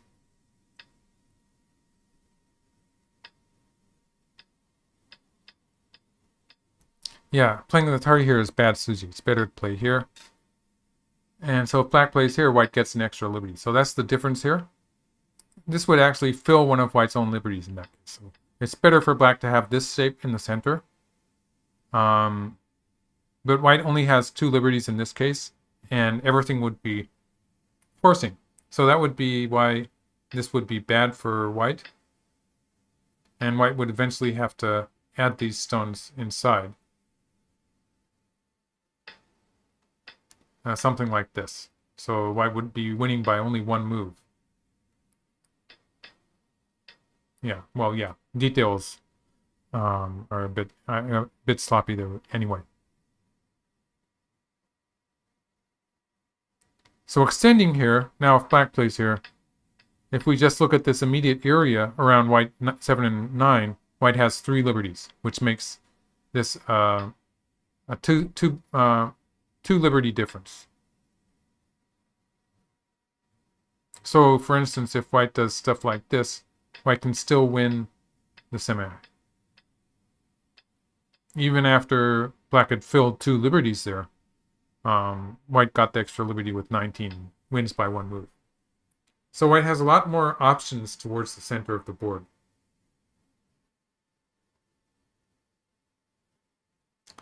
So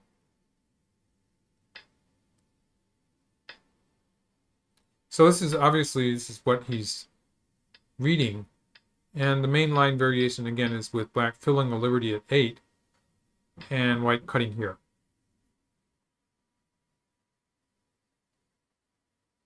So yeah, this is the main line. Still looks a bit dangerous. I mean, white has put the 3 black stones in Damezimari, so at the very least, this is forcing, which gives white 6 liberties. So white is going to win the race to capture, and black is going to squeeze to a certain degree, but the result really depends on how much aji, how much potential white can create on the outside. So white's going to sort of connect this to a new fight that's going to happen, you might say, in the center or in the bottom half of the board.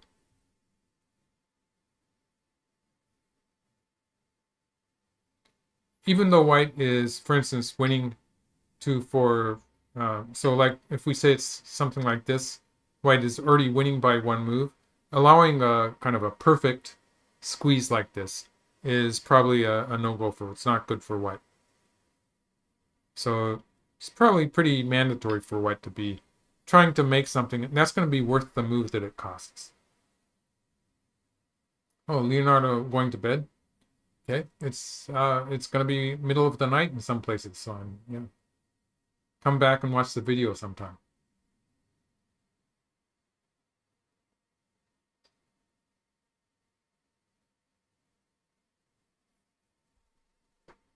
Okay, back to the game. Let's see if he played a move. Okay, white did extend.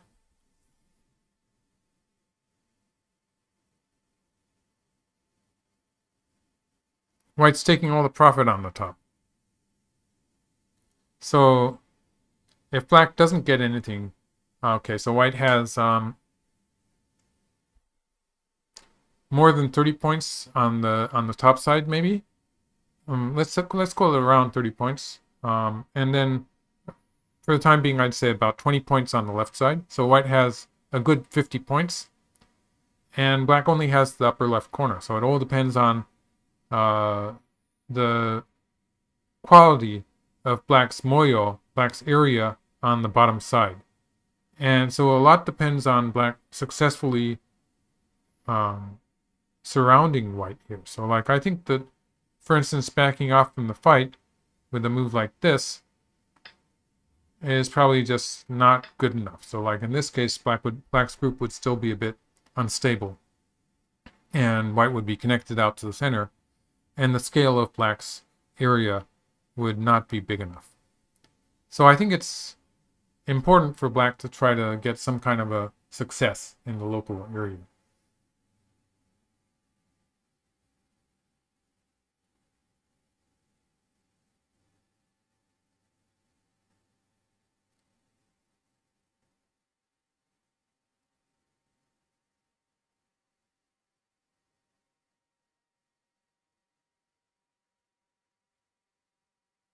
Yeah, J9 would allow white to connect up with a bamboo joint. I think that's just not good enough.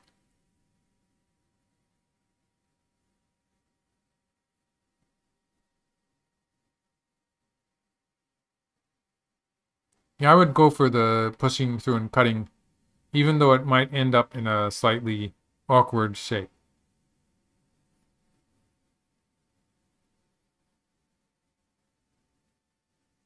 Okay, people are giving times like past midnight.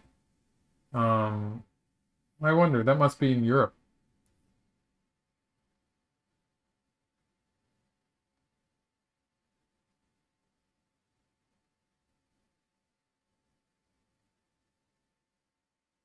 Or maybe East Coast America, I'm not sure. East Coast America, maybe.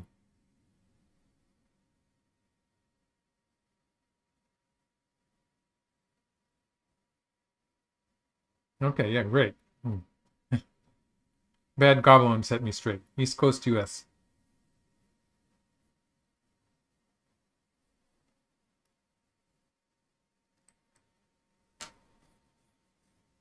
Okay, so black's gonna push through and cut. Or if that doesn't work, I guess he's gonna push once more.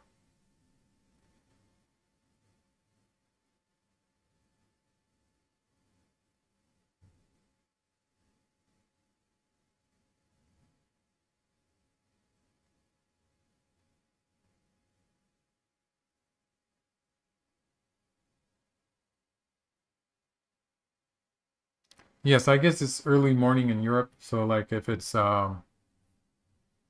UTC, it would be -9 hours, and it's 2 o'clock, um, almost 2.5 here, 2:20. Let's say it's 2:20 here. It would be 5:20 past 5.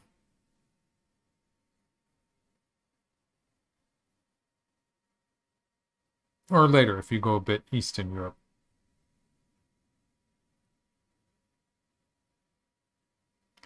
Yes, push and cut and then think later. That goes for a quick ending of the game sometimes.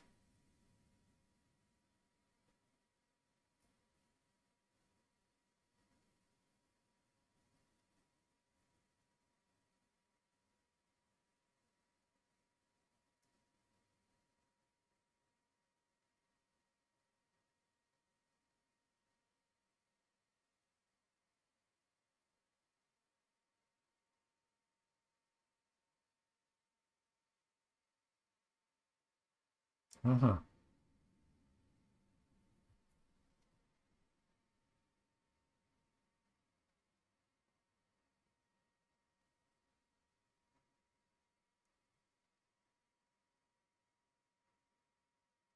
Okay, yeah. Someone had a half an hour in the time zone.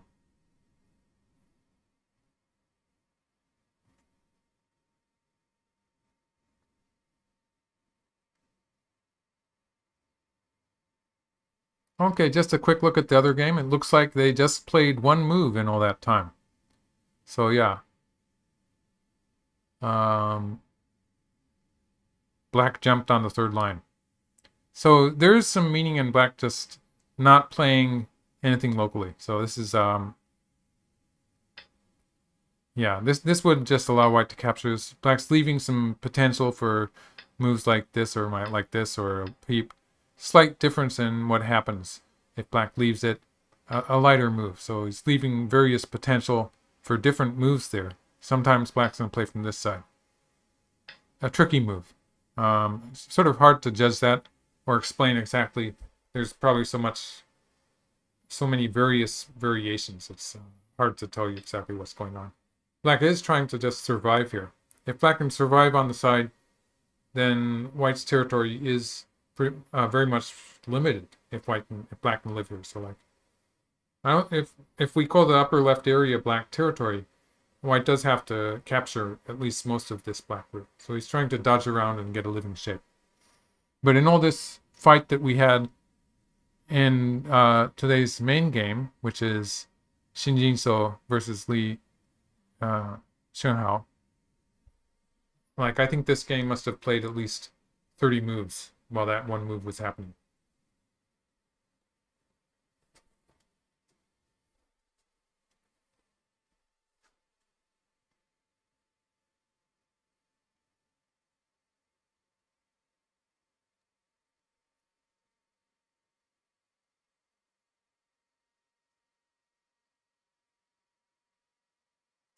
So yeah, he's pausing here. Okay. Could be something wrong with the let's see if I can change rooms. The clocks have stopped in my room, so it could be that it's not connected. So let's try changing rooms.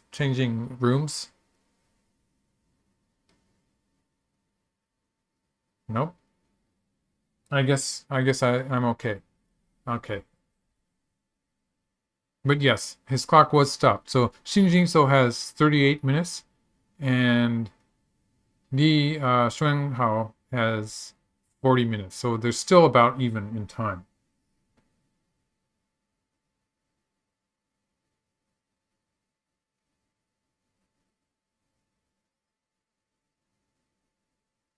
Are they playing in person? I very much doubt it. Actually, in this case, I didn't check. People watching it live might see a picture. They might have a photo, but I'm pretty certain that they're playing remotely. It's still very difficult to travel from China to foreign countries, and traveling to China is difficult also, just because for so long they had such strict safety measures. Yeah. So Go Baduk told us that they're on computers. They're playing online.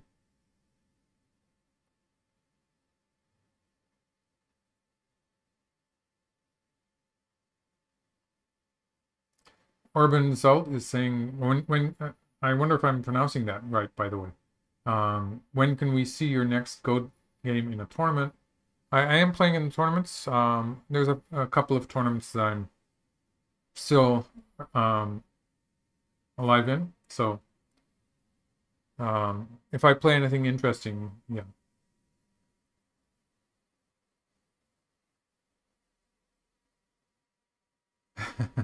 No. Chunky Gecko is asking a joke, surly. Is it possible that one or both are playing in pajamas? They're not allowed to play at home, unfortunately. Just because they have to have a referee, and just to make sure that there's no accusations of cheating by using an app or a computer or whatever. They have to be in a public environment.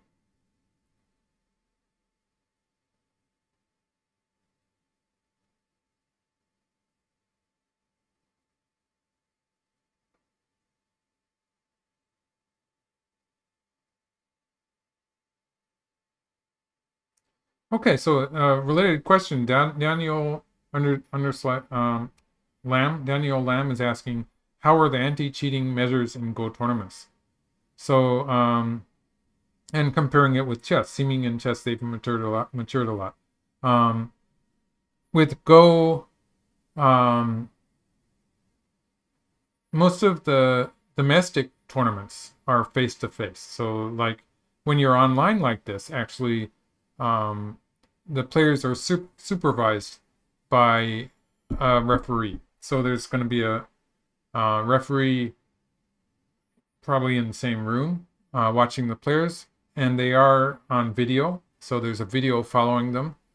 There's probably a video taking a close-up of what their hands are doing, and obviously the referee. And so I suppose we're pretty safe. And people do know to a certain degree if something fishy is going on. They can compare the games to what a AI would play. And even players like Shin Jinseo are not to that extent. They're not 100% AI perfect. So you can tell, basically. In face-to-face games, the referees are allowed to do a kind of a body check thing to make sure you're not hiding a smartphone or something. And the players do turn in their smartphones before the game. So theoretically, we're covered. I think if someone was really determined to cheat, maybe they could manage it, but ultimately they would be caught, if you ask me. And the penalty is fairly... I think you could be facing being prohibited from playing. So it's pretty steep, I'm sure.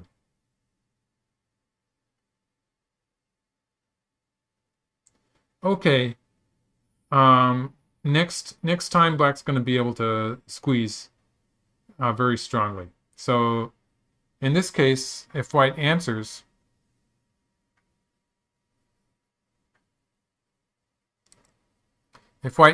this one, okay, then Black will be able to do the same thing and push through here.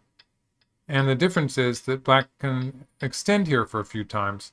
So White doesn't have any implied forcing move here. So that means that Black can answer this one with this one, filling a liberty, and it makes it a lot more difficult for White. So in this case, White can only win by one move, one liberty, and Black gets the entire squeeze without really getting messed up on the outside. So the most White can establish is one forcing move here. That's not good enough to make a strong group. So Black's shape in the center, due to the fact that Black could go sideways with 12 and 14, Black had great shape in the center of the board. And yes, Go RFTPAEL, Gorf Pile. I don't know how to pronounce that, but thank you for the $10 supporting my channel. Yeah, so thanks for that. So this is just bad for White. So it's pretty clear, seems pretty clear to me that White's going to have to play something to connect up in the center. So this would work. White could play here. White could cut, I suppose. This would be the exciting one.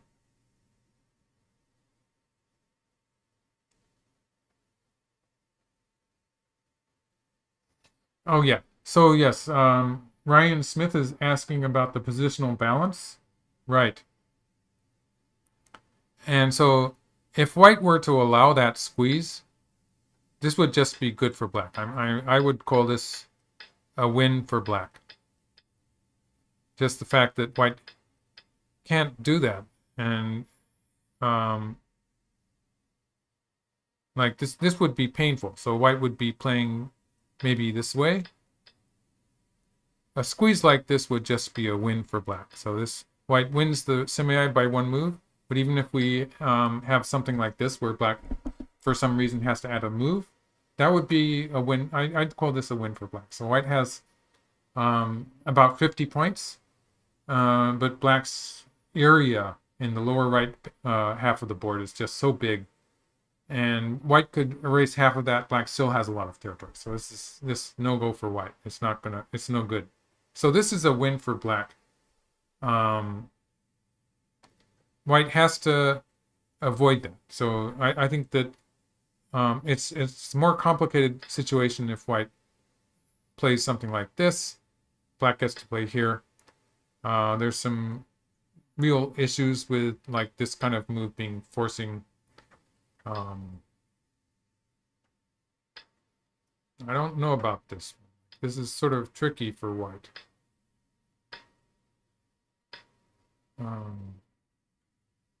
So maybe, but white's lost a lot of territory there. So yeah, this with this hane, I'd say maybe black's okay. So white's territory on the top has already been degraded to a certain degree, and white does still have a good 20 points on the left side. Size of white's left side sort of depends on whether ultimately white's forced to take those 5 stones off the board or not. So in that, when white takes these stones off the board, it's five stones white has to put inside his own territory. So that in itself is big. And you have to remember that if white's going to be putting 5 stones inside white's territory in a race to capture, means black's getting 5 moves on the outside in the meanwhile. So it's really hard to calculate how big that could be.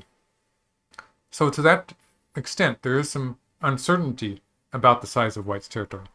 And the fact that this hane too is a big move. It's still what I would call a close game. Like it's within a few points.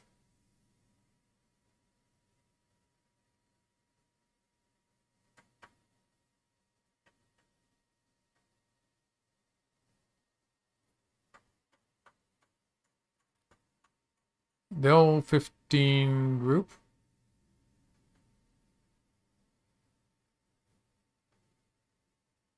Maybe I-15 group. Still doesn't work.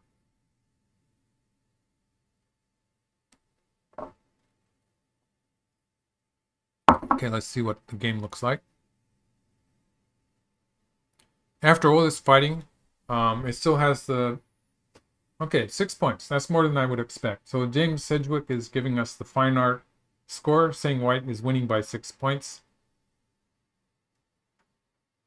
Yeah, I thought maybe good for white, but 6 points is more than I had expected.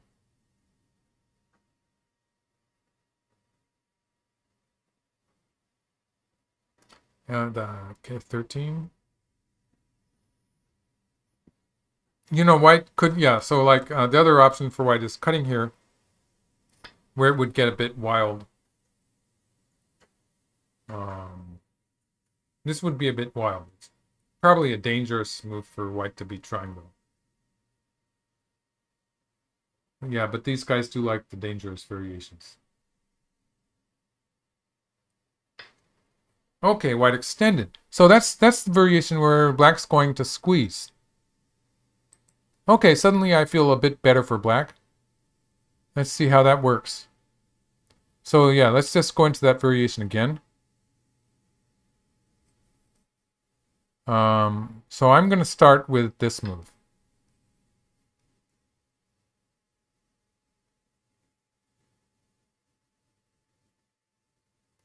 Yeah. And somehow white's going to connect here. And maybe white's going to play this one. This is always forcing. 2, 4, 5 liberties. So white has 5 liberties, but is going to lose if he plays away. So white has to allow black to squeeze. This is the variation that I was saying must be good for black. So I'm going to stick with that. I'm going to say it's good for black. I just think that black's outside position is is so good that it's good for black. So in this case, white's territory on the top is in good shape. So let's see. So that's about 30 points, or maybe a bit more. It's about 30 points on the top side, and white has more than 20 points on the left side. So that's a good 50 points.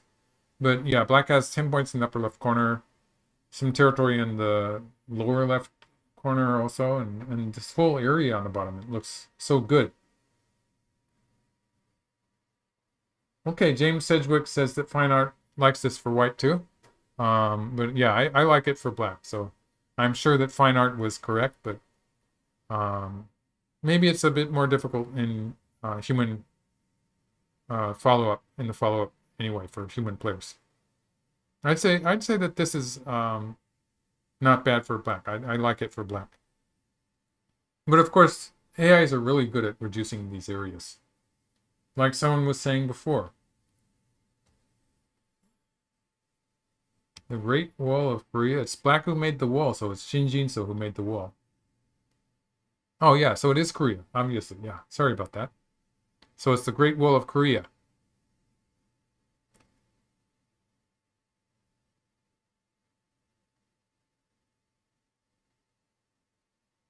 Okay. Well, black's pretty much committed to pushing through and cutting. So it's going to be like that.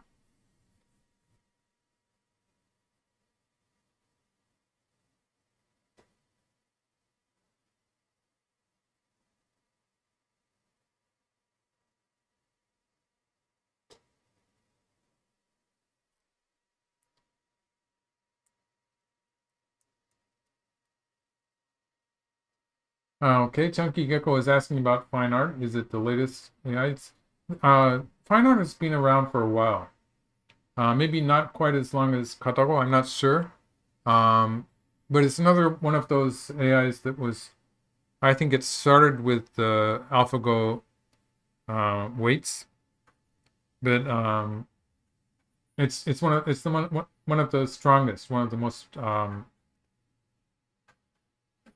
solid AIs, and because it's confident in its it has more consistency in its playouts, you might say.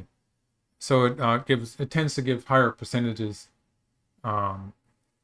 and more accurate scores than the other AIs. I would call it one of the strongest AIs. It's not as easy to use as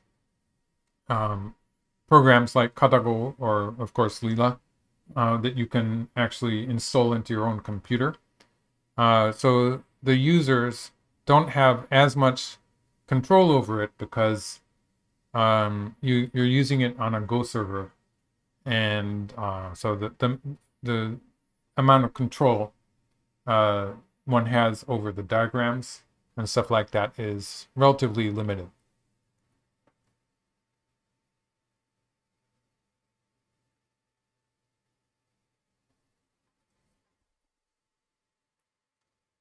Okay, that's an interesting question, although it's difficult. So Ryan Smith is asking, do I see any moves that I would call mistakes? That's a real tough question.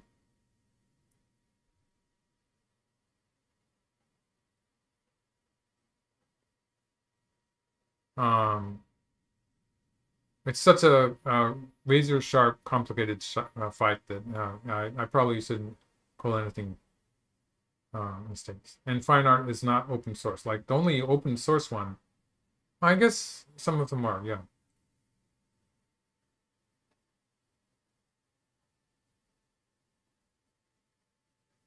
Right, yeah, a lot of it probably is the hardware. Although I think that fine art does better than most of the other programs in computer tournaments too. So when they play computer tournaments, I think the hardware is pretty much evened out. So it's a good program. And there's some other, I think they're Chinese programs that are really good and that are even harder to get a hold of.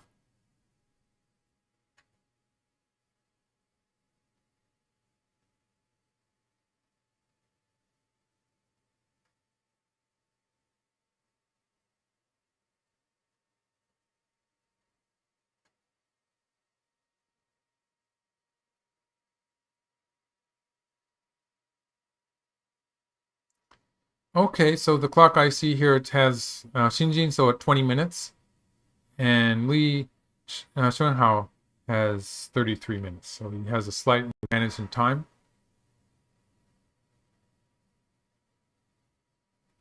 Yeah, this was an exciting game, so I'm 2 hours into my live stream here. I mean, 3 hours, but 2 hours into my commentary. Um, I don't think I'm ready to take a break yet. It's just um, too exciting a position.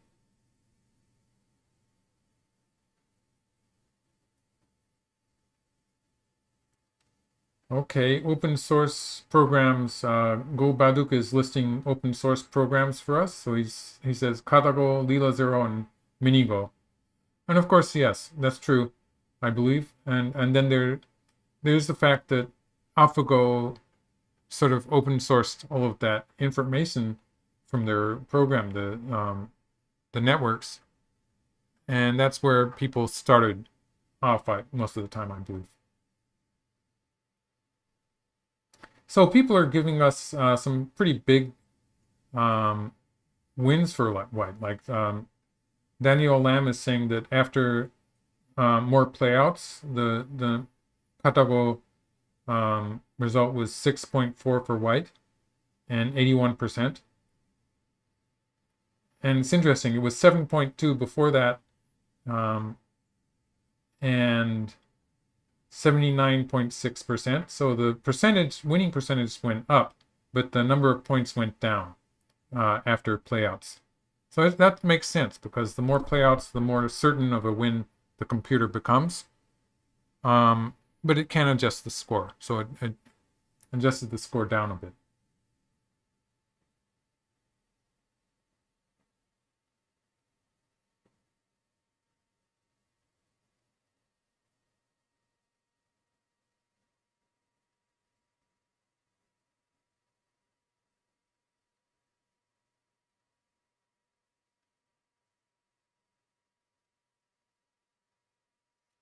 But after pushing all these moves from behind, like allowing white to extend ahead of black like that is really bad locally.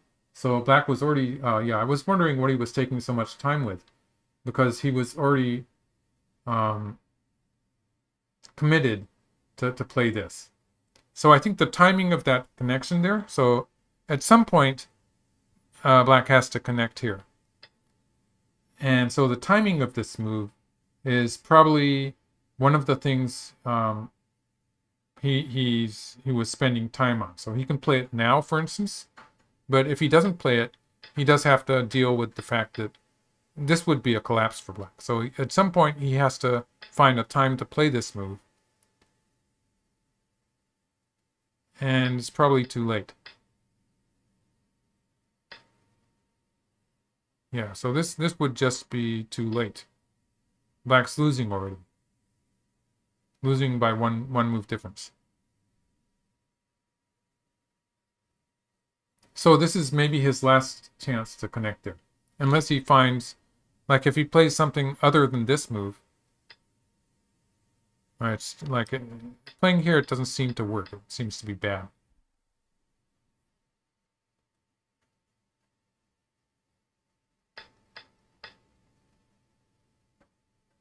Could it be that he's...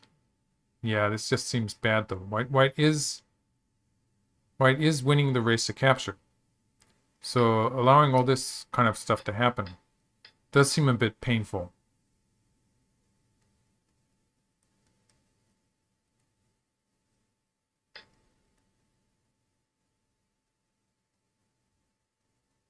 So maybe he plays the connection now. It would be in time if he plays it now.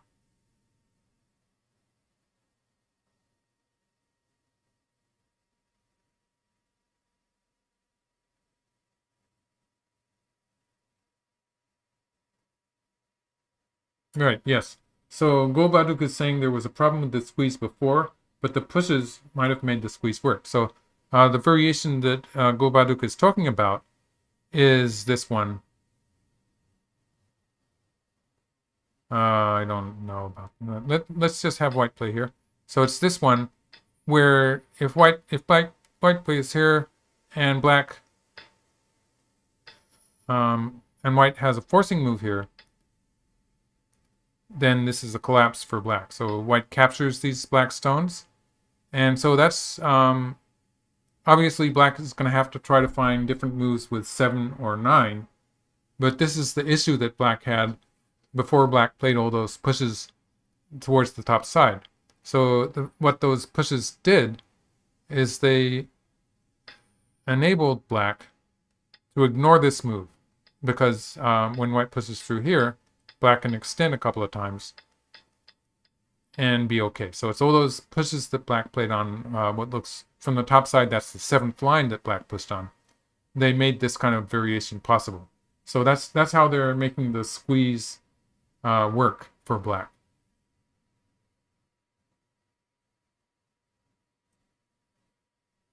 But what's he thinking about? What's okay?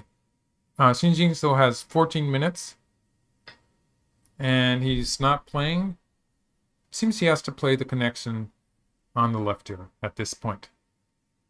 So this is the variation that seems obvious to me, and I'm still not sure exactly where white plays to. It can be any of those moves. And yes, so white has 5 liberties, and black has to do something in the center. And so white has the tempo to do this. Yeah, this is magnificent thickness, though. So I'd think that the game was at least even if I were actually playing it. So it's sort of a surprise to me that white has such a good winning percentage.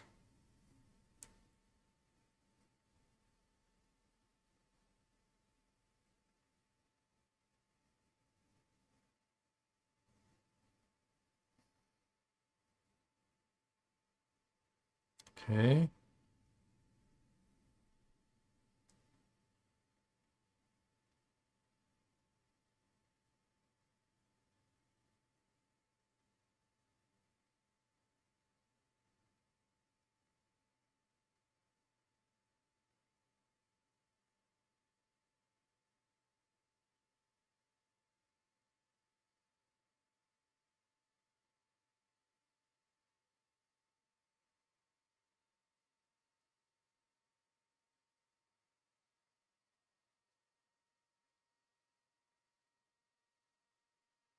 It could be, yes.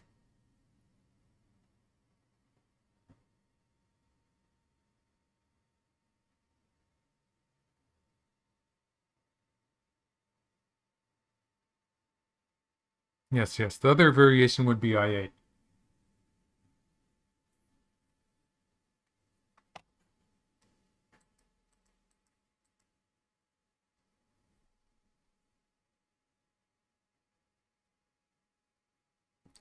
Okay, so Rick Rubenstein is wondering what move an AI would have in mind at the bottom to reduce. So, yeah, obviously that is one thing, but I think the fact that the quality of this squeeze is very important in this game. So, like if black gets a perfect squeeze, then I think it will be okay for black.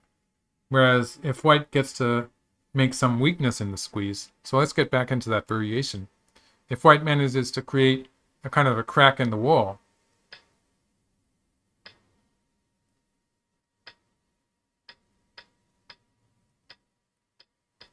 yeah, so white has, okay, after that, white would still have 4 liberties.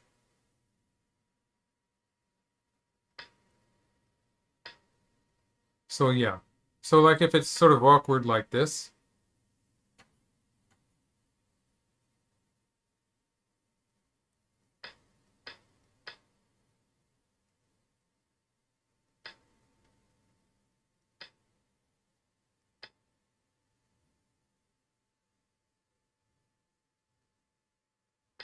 then white would have ideas of using the aji in the center and maybe getting something on the bottom here.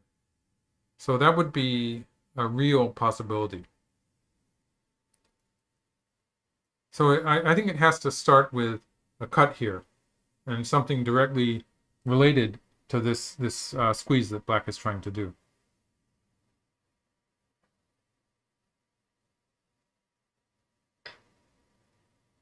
Okay, suddenly, yeah. Oh, so he played this one.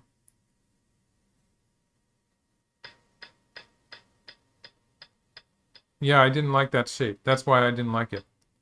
Okay, so white's going to win this one by one move difference again.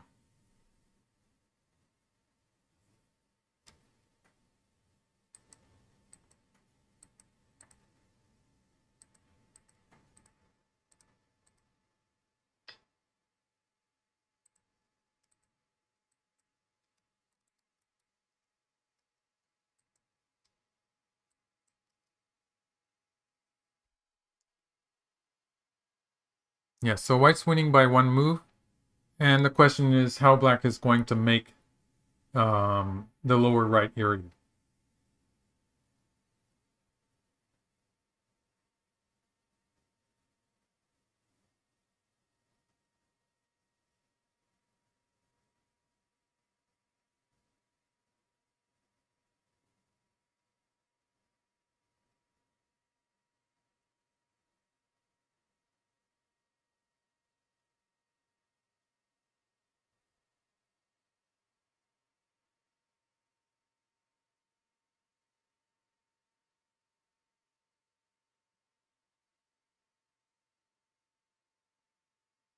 So that black group in the center, it's still one move away from having a living shape. So if we look at it, if we say this is going to happen, and white wins by one move, and black plays something like this, then this black group ultimately is going to need, this was forcing, so that's forcing, but black will ultimately need a stone here to have a living shape. It means that there is that forcing move that white can, so if black does stuff like this, that group is not alive yet. Well, whatever, yeah. So it's not too wise yet. It means white does have some potential forcing moves from the center, so white might do it this way even. So that's going to be an issue. It means that after this whole thing is over, maybe black's going to be playing one of these moves to prevent that from happening. And that means white would find a way to invade this side. So let's see how white invades here. Actually, like this kind of move might be an idea. So this would be hoping to curl into the corner. So in a variation something like this, you would have to calculate to see who has enough territory. This is probably a pretty good way for white to reduce the territory, though. This is probably not bad. Or if black plays on this side, looks like white might have. In this case, white probably has enough room to live. So I'm saying that because, well, this would also be feasible, a normal. Or if black plays a corner enclosure, yeah, white's going to push. So it's starting to look good for white. Yeah, maybe I'm going to change my mind here.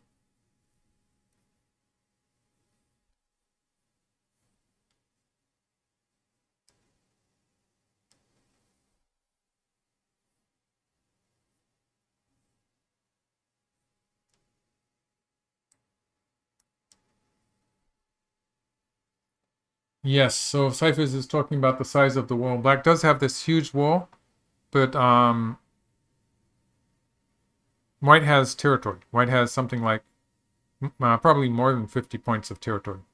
So white does have a sizable lead in territory. Okay. Okay. So white's going to allow black to surround, maybe white's going to allow black to surround most of that territory.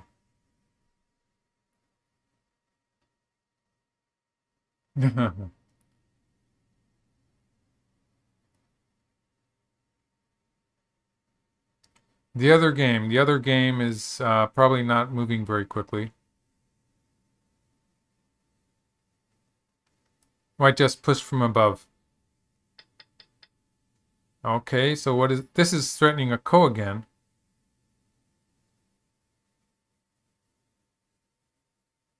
Or is it?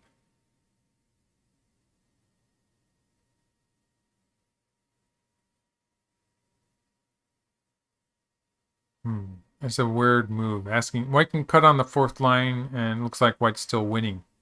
But that wouldn't change the fact that there is going to be a bit of a squeeze involved. Yeah. Black is still trying to make a living shape on the bottom side here. Looks like Black's probably going to be able to live. Okay, let's get back to the main game. Okay, what to do? So yeah, just to move one move back here. White's real question is whether White needs to erase the bottom side or not. So like if White needed to erase the bottom side, White would be doing something like this and trying to live here. And this looks a bit tricky. Like I wouldn't be very confident about this one. So maybe it's dangerous. It's sort of borderline. Maybe it's going to live, maybe not. It's impossible for, I think, even the players. Like it would be impossible for me to read this out in a real game situation. So he's playing a relatively safe move, but it does give Black the option of just sort of starting to surround the whole area, which would be, it's going to be 40, 50, like if it's this variation, something like 50 points maybe. And you have to make the calculation of the territory, so like something like this. So White's getting a lot too, so maybe, yeah. I'm just sort of not being very exact here, but the general idea is that White's going to get something on the right. Probably it's going to be good enough. So what White seems to be saying here is that White's willing to allow Black to get that much, and will have enough territory to win. D18.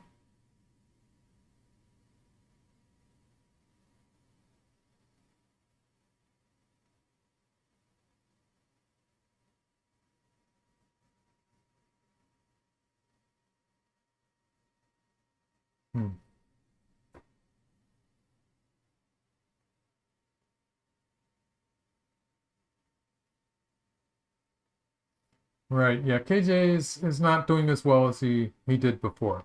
So maybe he's going into a different phase.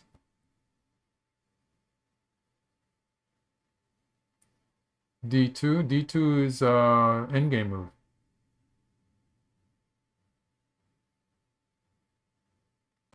As a reduction, okay. Yeah, it's a big move, but yeah, the right half of the board is much more important right now. D16.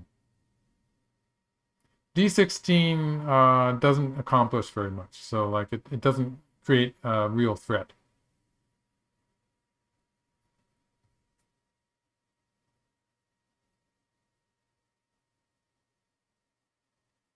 Yeah, Black has to play something on the right half of the board. Looks like he's gonna go into overtime.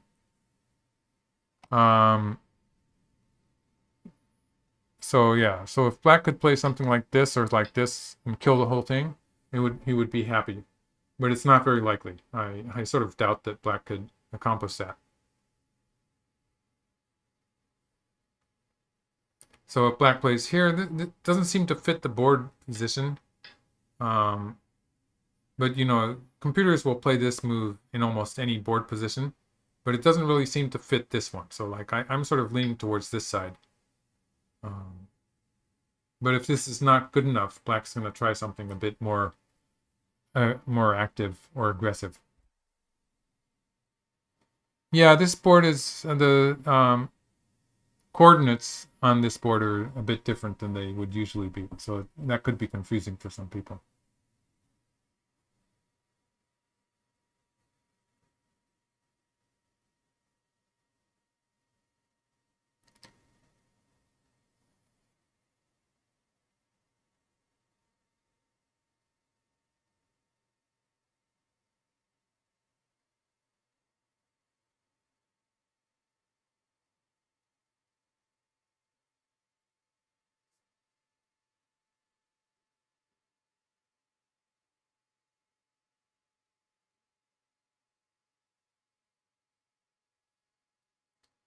Okay, according to the clock that I'm looking at, Shin Jinseo is going into overtime,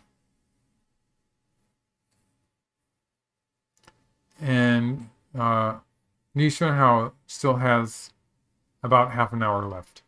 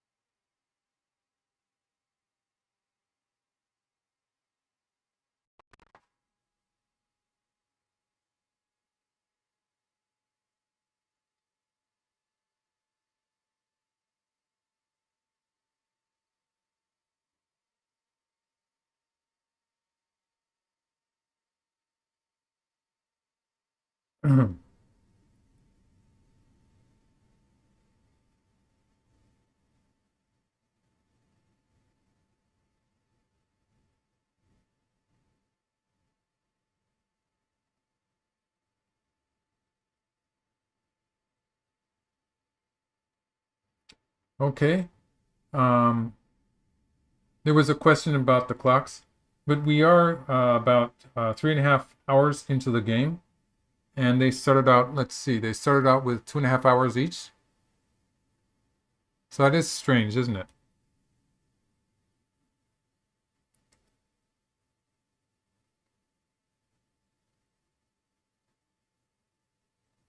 Yeah, the time doesn't really match.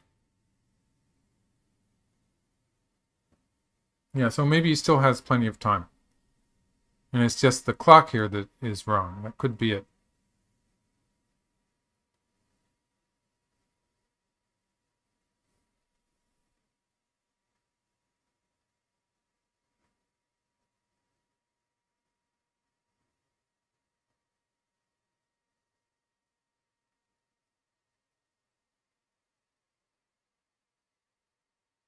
Mm-hmm. Okay, Go Baduk has given us a live broadcast that he's watching. So it's 59 minutes for Li Xuanhao and 30 minutes for Shin Jinseo. That actually um, matches their main time limit and the starting time also. So that probably is correct. Yeah. So yeah, the clocks on this server sometimes are not that good. Someone set them wrong.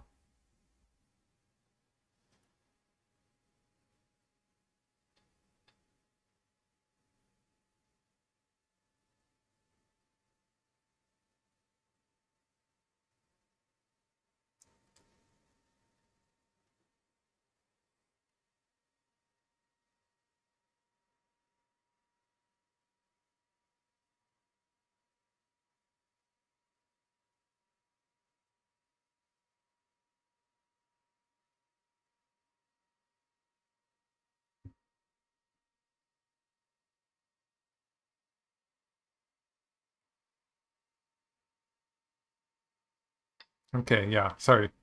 Yeah, I was in the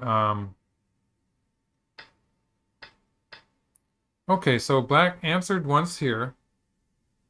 and was offering for white to make a living shape on the side with something like this. So if white had played this way, maybe black was just going to do that. And white could have made a joseki like this. Probably, yeah. But he played an attachment on the top. So that's a reasonable looking move. And if black had answered it, then white probably would have done this anyway. So some variation of this joseki. And black plays here. So this is a kind of a desperate way for black to play. But it can work when black has such a lot of walls in the vicinity. So like if white does something like this,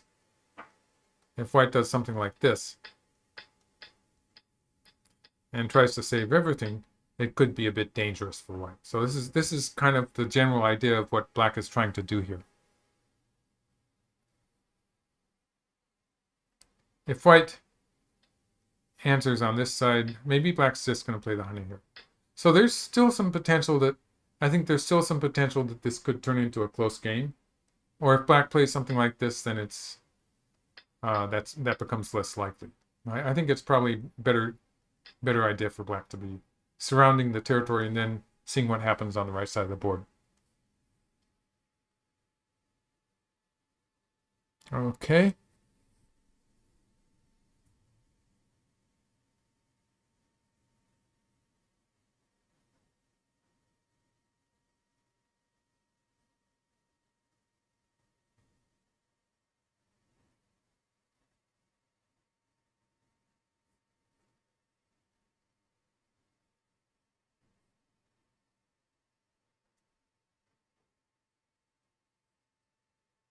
Yes.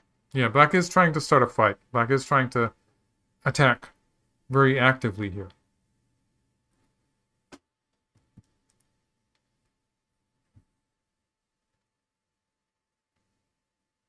So just to take a quick look at the other board, it's like this. And so this is let's see, it's Tang Weixing versus Byung Sungo. And black is about to live on the bottom side. So after black lives here, the next question will be what white can do in the upper left, because if that whole area becomes a black territory, it's going to be too big. But white does have an established territory both on the left side of the lower part and the lower right area also. So white has some territory there. If white can find a good way to reduce the upper left area, it's still undecided. So black's about to live on the bottom side. So that's the story here. Okay, back to the main game.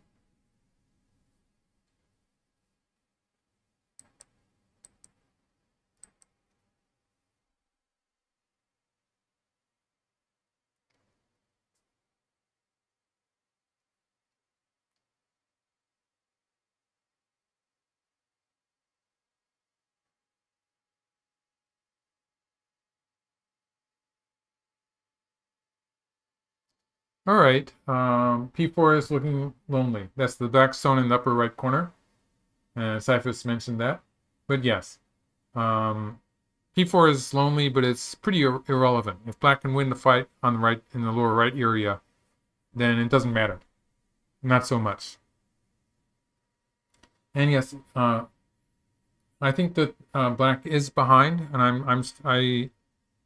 I thought that if black could squeeze, maybe not, but I'm sort of changing my mind about that. So I'd say maybe black is behind now.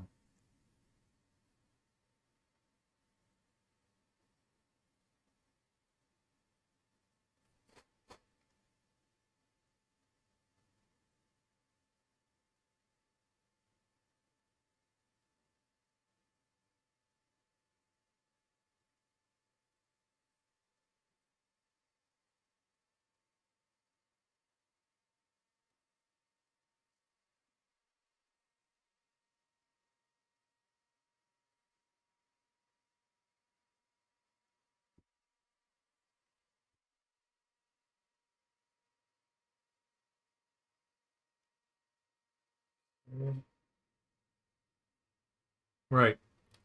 Okay, so I think I need a bit of a break here. So I'm going to take some time off. And let's say I come back in half an hour.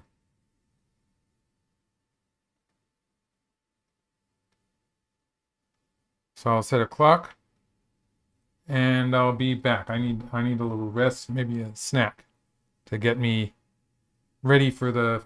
It looks like they could be playing to the end here, so it could turn into an end game after all.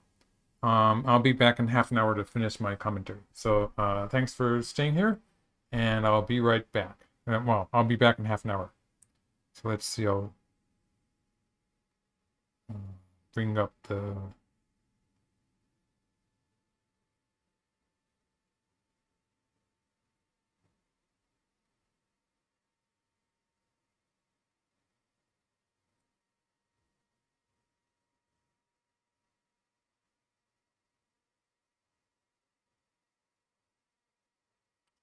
Okay.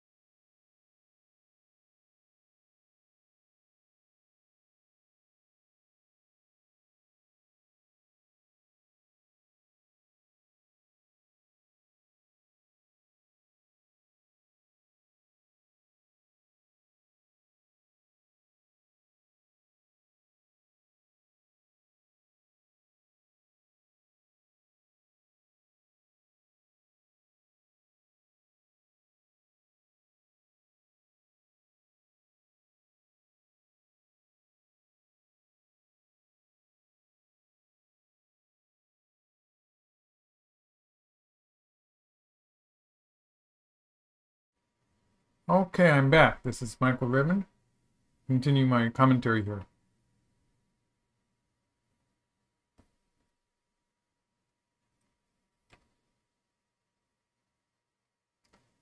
Okay, so they're in the middle of playing the top right corner. There's still a 3-3-point invasion there, so I don't know. It's not a territory yet, at the very least. White's group in the lower right, it doesn't look like it's going to die, so I don't see any really good way for black to try to take away the eye somewhere around M13. And there's probably an eye somewhere on the bottom side too.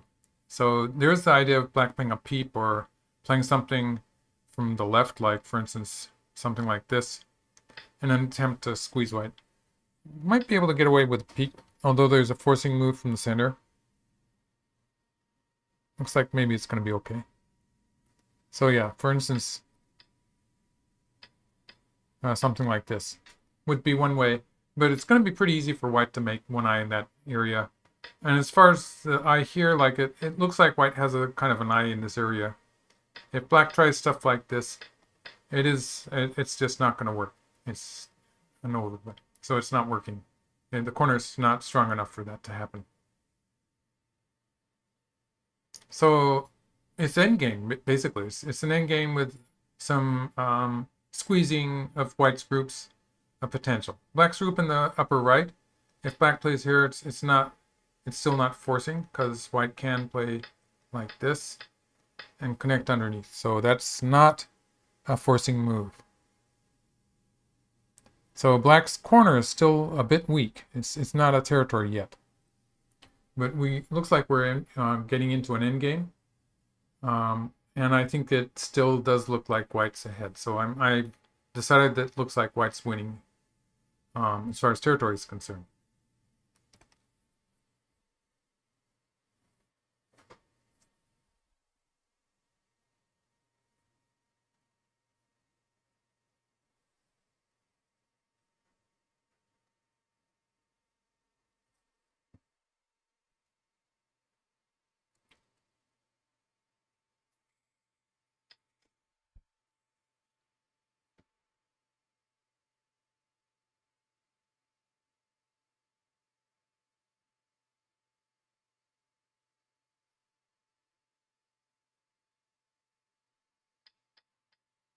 Okay, sort of reminiscent of my variation.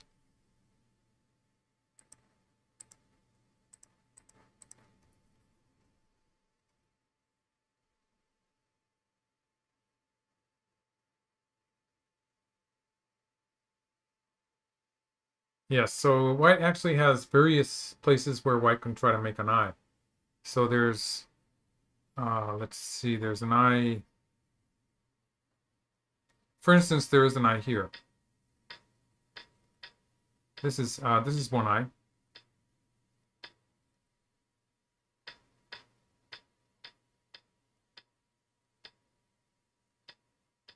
Oh, white has an eye with this. There's also an eye with this. So if black escapes, the Atari here is forcing, so white can capture it after. So this captures the black stone on the 5th line. And also white does seem to have an eye here, like playing here is, this would be a very desperate way for black to try to take away the eye. And in the process of living in the corner, it's probably just not going to work. So white sort of has an eye in that area also. So white has about 3 places to try to make an eye. So living in itself is not that much of a challenge. So I think the real question is whether white can play a bit more actively with something like this or something like this.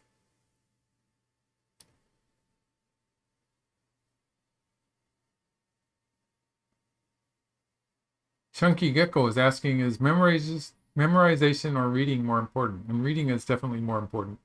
Even if you have a computer-generated opening and you know that your first moves in the game, there's so many variations in the game that even if you know a computer's opening, it's going to drift away from that fairly quickly.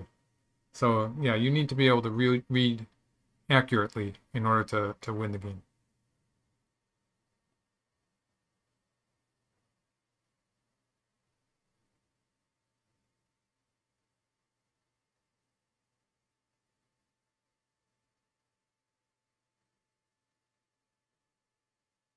L12, yes.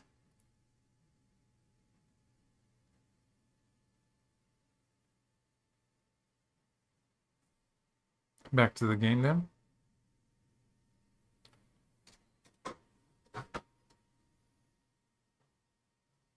Yes, with the peep at L12, there still is the problem that white pushing through at L12. Maybe he's talking about a move for white.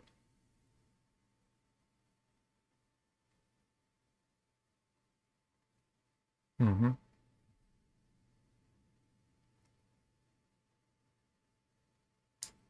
Welcome, Dogen.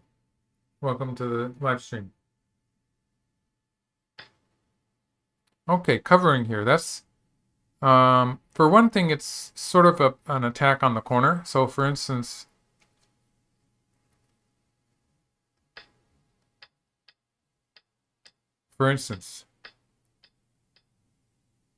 this would still be threatening to make an attack sort of on the corner. It would be a seki, but it would be a bit painful. So this would be one way white could make use of it. White would still have a potential eye on the bottom, and an eye here in the center, and also an eye. So, for instance, playing here would capture the black stone.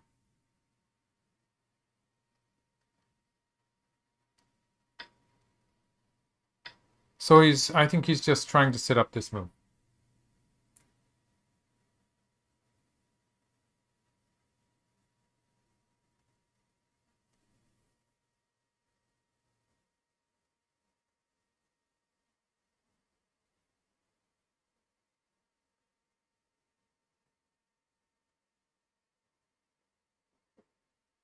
Yes, white does have a bit more territory, yeah. Every time I count it, it becomes more clear that white does have a slight advantage in territory. So what I think is going to happen if black pushes through here, in this case, white doesn't have enough strength to actually try to save the two stones, but can play here with an implied squeeze. So if black plays here, it's still forcing. So black would either curl a number of times in order to win by one move, which would give white all of those extensions towards the side. And it would still not be such a big territory because it's like this. White gets to squeeze. So that's still less than 20 points in the corner.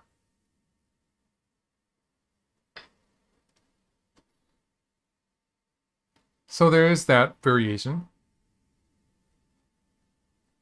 Or otherwise, black will play here, in which case it's sente for white.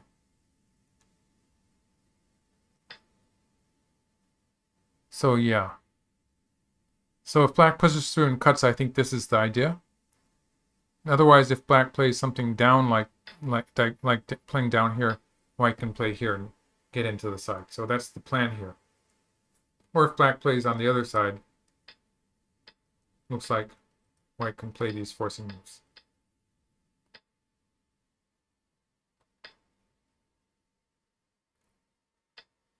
Something like this.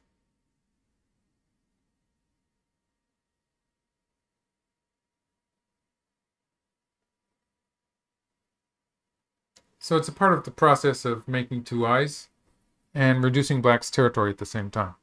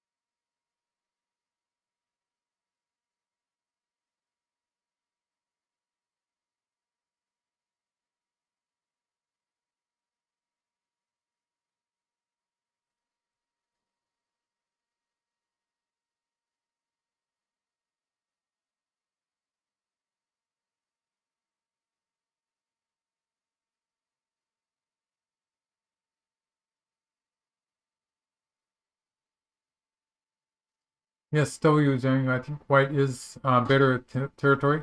It's still pretty close, but white does seem to have a slight advantage. And the numbers people have been giving me are pretty high, so winning percentage for white.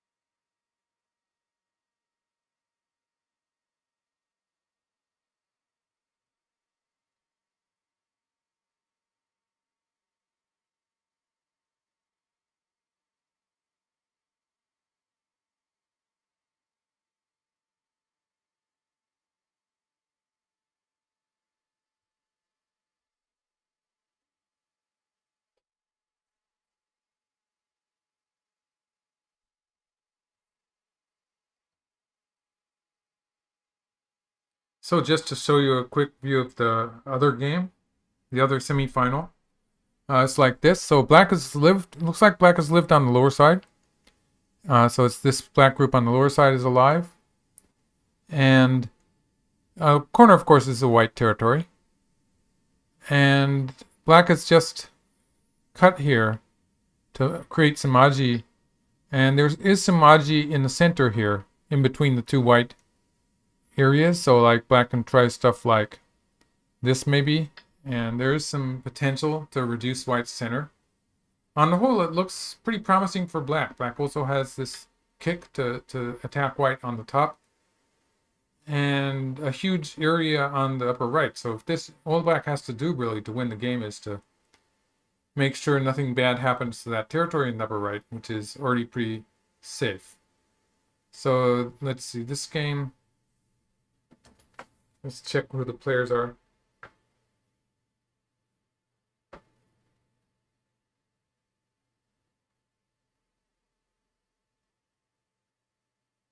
Tang Weixing is black, so that's China. And Byung Sang-gil is white. So black didn't do anything. Are we back in the game? No, we're not. So yeah, black just extended here. So it's a peaceful way to play. And he's probably going to attack, yeah, there next. And in the process, he's going to finish off the territory in the upper left.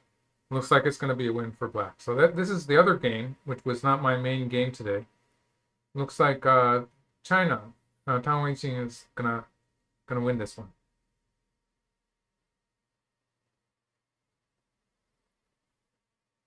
Yeah, so that's my forecast for that game, and we'll go back to the main commentary. White's trying something. It's not going to work. I doubt that that's going to work. Okay, black did push through. So white's going to cover here. White has to cover. Yeah, so it looks like we might be having a final with two Chinese players, actually. Shin Jinseo has dominated the Go scene so long that it's sort of something I didn't expect. Right. Exactly. So AI, that's W Zhang again, giving some a nice comment here about AI giving high winning percentage because they are really good at handling weak groups. So that's one thing. But actually, if I look at this white group, I'm pretty sure that Li Xuanhao is already, he's pretty okay with how he's going to handle this group. So maybe that's not an issue for him now. Maybe it could have been about 10 minutes earlier in the game. But looks like he handled it fairly well. But they also are very good at the end game. So if they enter the end game with a slight lead, the game is over. So all of that is valid, and that is a reason for computer programs to give a high winning percentage. That said, at this level, at the top of the Go world, I think the quality of the games is improving. Excellent. I think they're getting closer to that accuracy that the AIs have.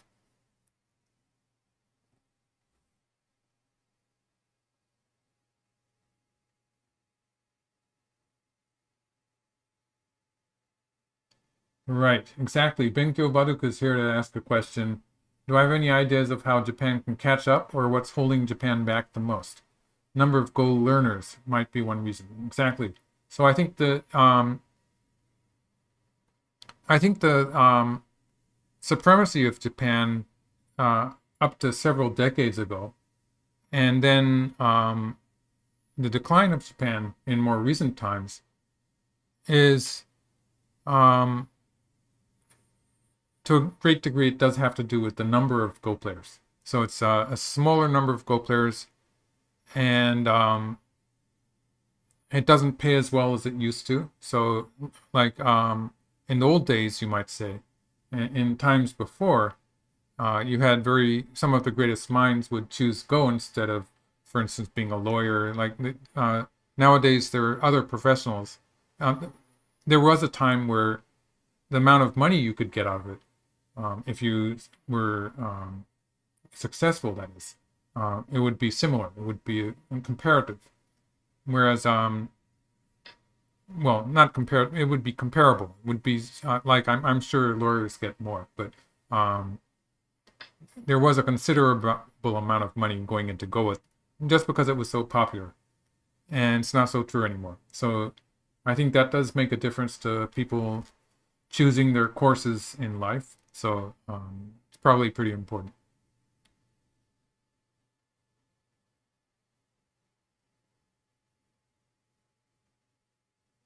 And also the fact that actually, in general, I think we're going to see the West getting stronger now, just because AIs sort of equalize that. There's not so much of a handicap for players in the West because they can learn from an AI to a certain degree. So when I was young, there wasn't even internet. So definitely I could not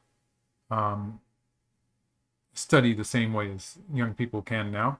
And the fact that now they have AIs to show them validly correct sequences I think it's very valuable. So not only China or Korea, I think we're going to see stronger players throughout the world just because of AIs.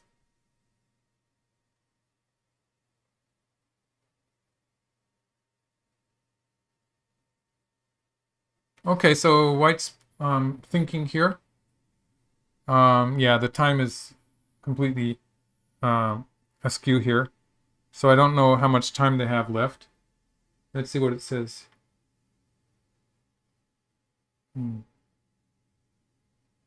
But let's see.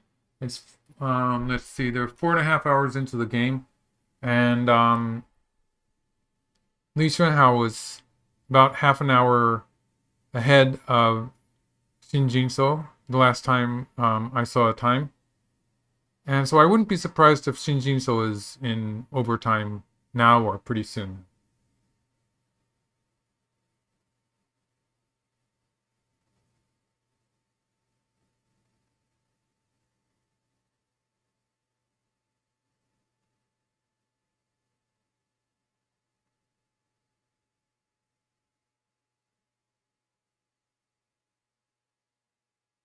Okay, yeah, P14 to S15 would be the fighting way to play. So let's try to do that one.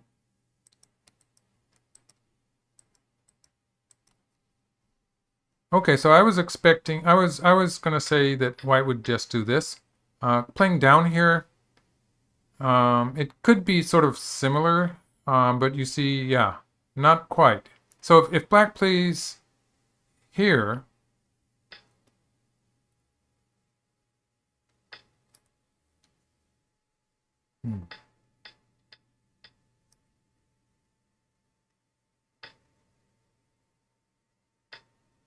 this looks like it could be a bit of a headache.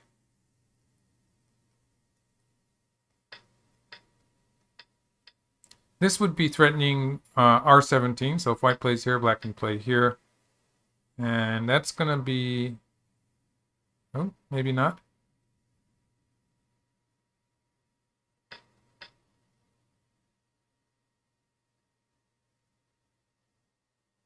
Hmm.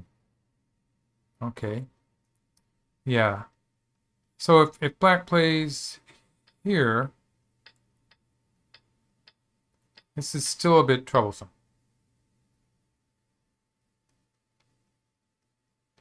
Yeah, so there's an issue with the Sarari. That could be a troublesome move.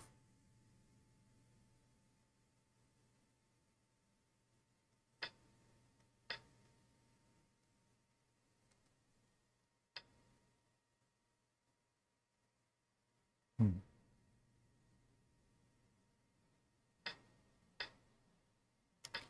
And yeah, I think White's going to be alive if he plays here. So that group is alive enough.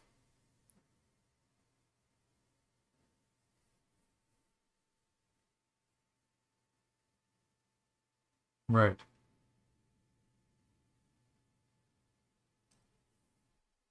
Okay, Little Sloth is asking about Go in Korea and China. Um,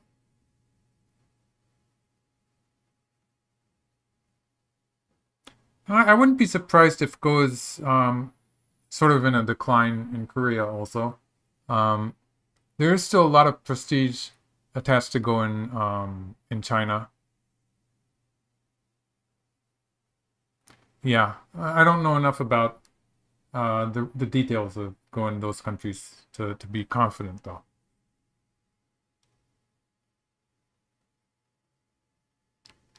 Yeah, people are more involved with electronic games nowadays, and maybe they have less time. Okay, so White played the simple variation.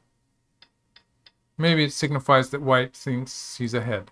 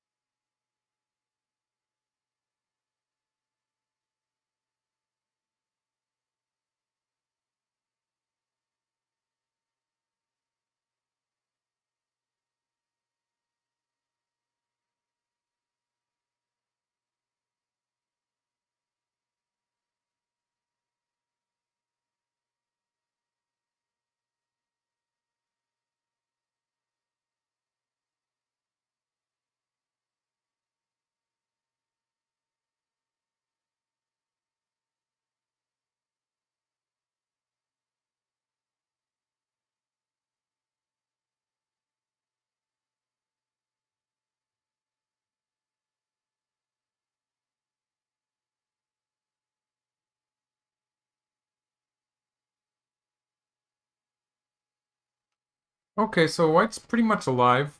Um, so is White gonna move towards the right side or the upper right corner? I think that's the question here.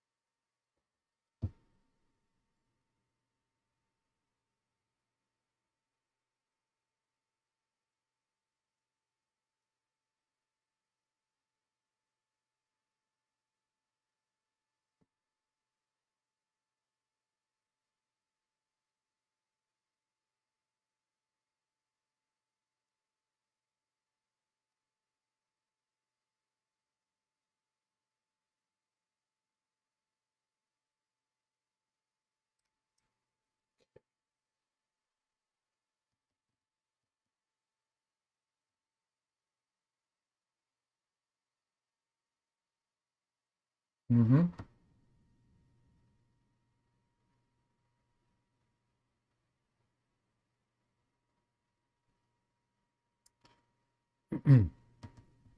I'd say another, yeah, I just remembered. Another thing about a problem with Go is that a lot of the major sponsors are media, so newspapers mostly. And newspapers in general throughout the world, they're in trouble, I think, just because they have to compete with the internet. And so, yeah. I'm sort of running out of ideas for black. It's to shake the game, as you say, yeah. But the game, it's turning into an end game. So black just has to play a good end game and hope for the best. So that was a question from Kaito-kun.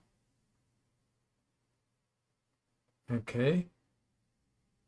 The top right corner, white can jump into the 3-3 point. I'd say 3-3 point is still a big move.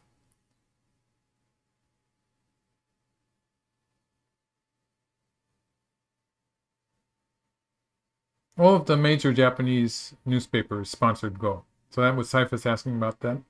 And so, like, when people start looking at the internet instead of reading newspapers for news, that's a bad news for the newspapers.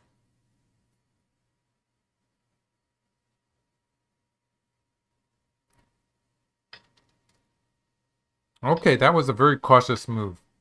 So white is alive. Mm-hmm. Okay. White was alive anyway, but he's playing very carefully. And black will probably do something in the upper right corner. So like covering on the second line or playing something towards the right side.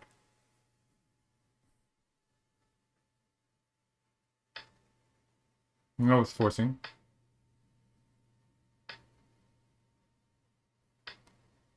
Wow, what is that move?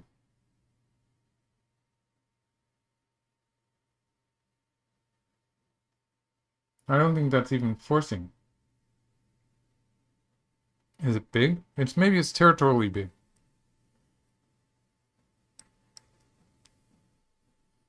So white can, let's see, white can play here. And yeah, how is black going to answer that? Like if black plays here, just locally that's not good. So maybe here or maybe here. It's one of these two.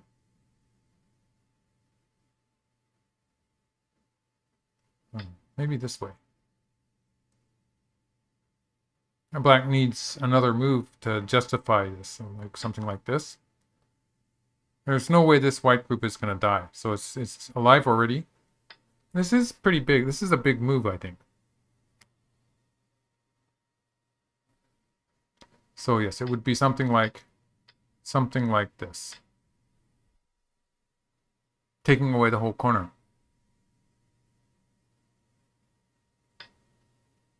Okay, he played a knight's move. Yeah, okay. So I would assume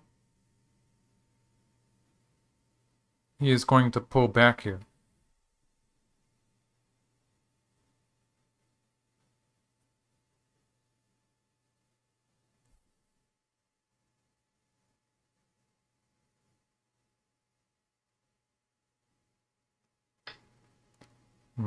Did black gain anything in that?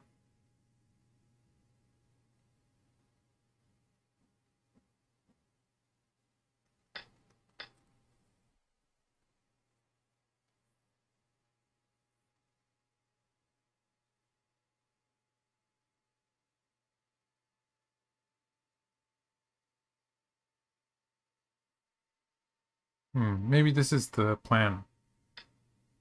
Okay.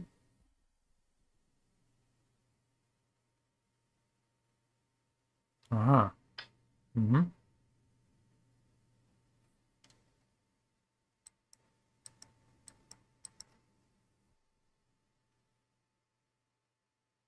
Doesn't seem to change things very much.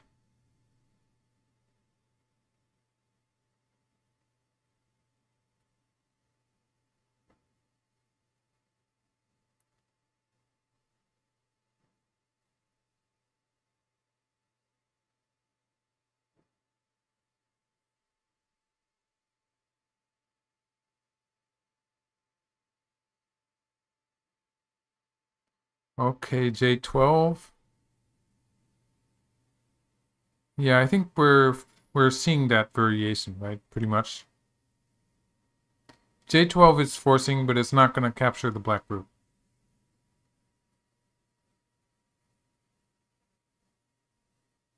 Black will answer that, obviously, yes. So yeah, at any point white can play this forcing move, but it's not all that useful. I'm not sure which way black will play. Maybe this way. So black cannot capture anything. I mean, white cannot capture. So it might be better just to play here. It's going to be the same story, same as before.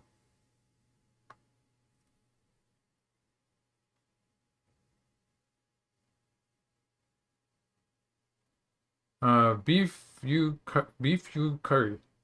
What's the U for? So beef curry is okay. So that's Japanese pronunciation. Beef curry. I'd say that white is ahead. Yeah, as far as I know. Everyone is giving me percentages that say white's way ahead. I think white's a few points ahead.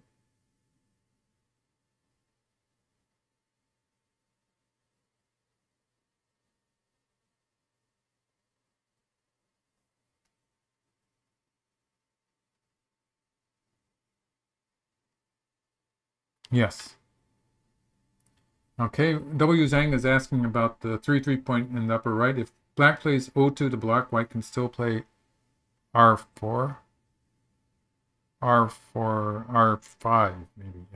So yeah, on the right, in the corner there, if at some point white had played here, then there's nothing happening here. So this is for the time being, it's okay.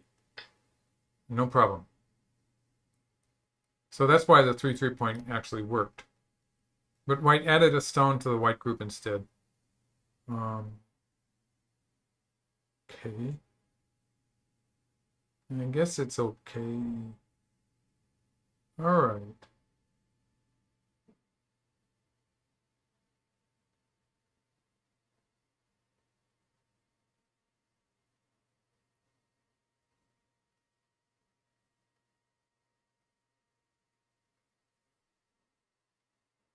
So back to the game.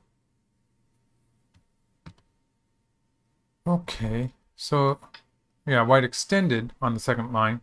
It's interesting how when the center is all filled up like this, sometimes you see them playing their two-space extensions on the second line. So it's actually better territory than the third line, which can be scooped out from underneath sometimes.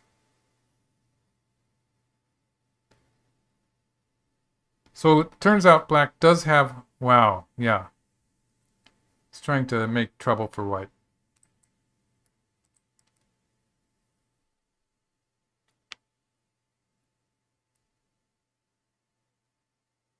So this territory, the white eye in the center is not perfect yet. So black can cut here and, sorry. Black can cut here and push through here.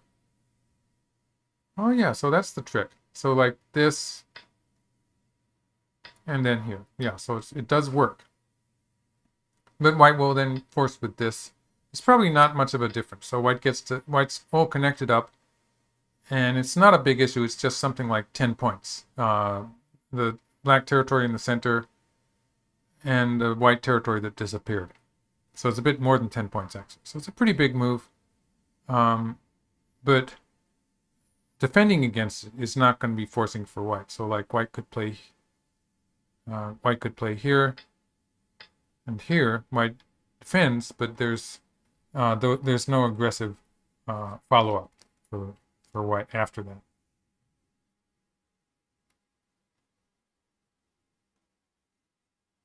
So black's going to use this as a forcing move to find a good way to defend the top right corner. And then they'll be in a real... Then there's just the left side. The left side, white does have... The left side, white has this move. And if black plays here, this is going to be an issue. This is going to be a problem here. It looks pretty dangerous for black, usually. So... If... yeah. So...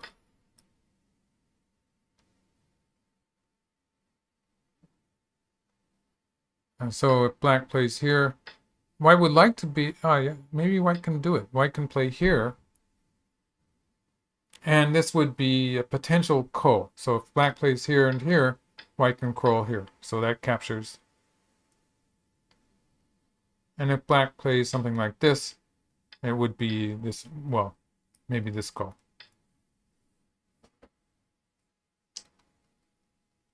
If black plays here, this is a pretty effective endgame sequence. If black is going to avoid the ko. This would actually leave a ko in the upper left corner too, which white's probably not going to play, but it's, yeah, in some games that would be a threat. For the time being, white does have to do something about this black move on the right side. Yeah, so he did.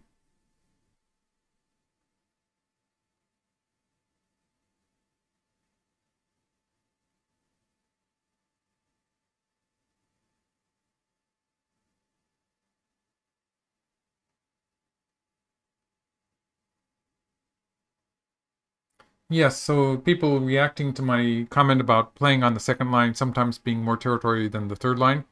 It's only in a position like this where there's kind of these stones in the center of the board that are overhanging, which means you're not getting anything extra by playing on the third line. So for instance, playing on the second line playing on the third line would actually leave more room underneath. So you would have to worry about, for instance, moves like this, which might actually scoop out the whole territory. So this would actually be very dangerous for white.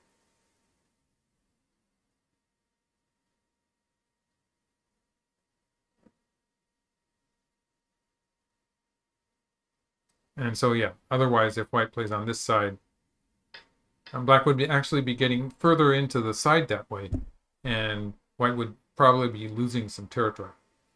So that's why sometimes it's better to play on the second line.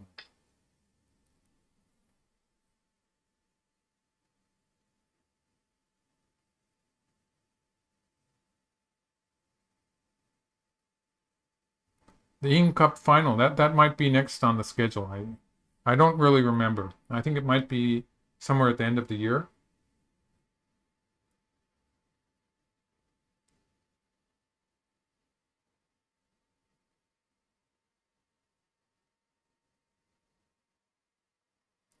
Okay, so there is that issue on the left side. So at the very, there is the question of whether white's actually willing to play that ko. So cutting here is still the tesuji, and I'm pretty sure this is going to be a bad idea for black. So obviously this would be a kind of a collapse, and this would be a much more dangerous ko. It's just the fact that white's so strong on the outside. I don't think there's any implied attack here. Let's see. Yeah, it's nothing happening, right? So white could just live, for instance. And black would have to find a way to make eyes. So it's actually could be a bit of a problem. And the ko, like in this kind of ko, it would be much more dangerous for black than it is for white. So usually this would just be completely out of the question. So if we say black's going to play here, and this would be a ko. Or even if white wants to avoid the ko, this would still be a valid way of playing the endgame. But white sort of wants to try to play the ko here. So the most exciting ko would be this one, which is relatively dangerous for both sides. But if white doesn't like that, white can still play here and get most of the corner anyway. So maybe this way. So this would still be valid. A valid way for white to play locally. So that cut there is a real problem. Okay, black covered on the second line, and white slides in. So I don't see any way for black to kill this stone. So if you get annoyed with a move like this and you try to kill it with something like this, white tends to have a whole lot of liberties. So it's really difficult for the black group on the outside, actually, when this happens. So yeah, this is usually a bad idea for black.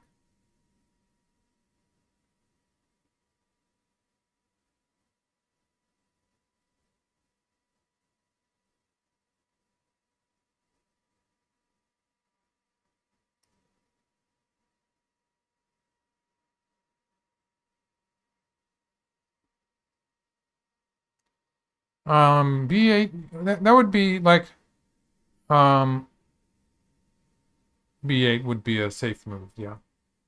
Not nearly as exciting.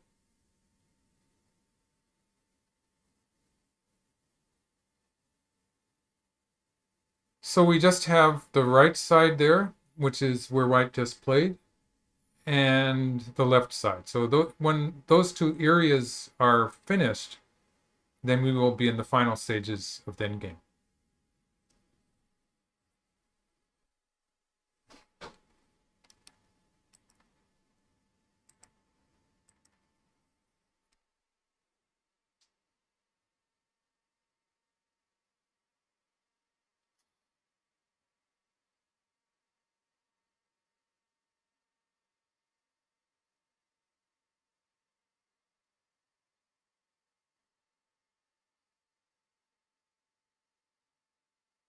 Yeah.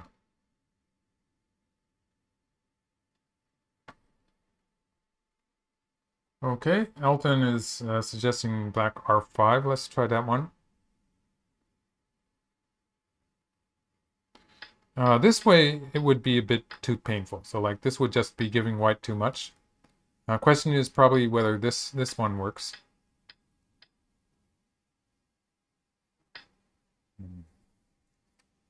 Locally, it's not working, yeah. So like this would just be bad. This would be like if white gets to capture the stone, then white's gonna win. So yeah, that's no good. So yeah, it's not working.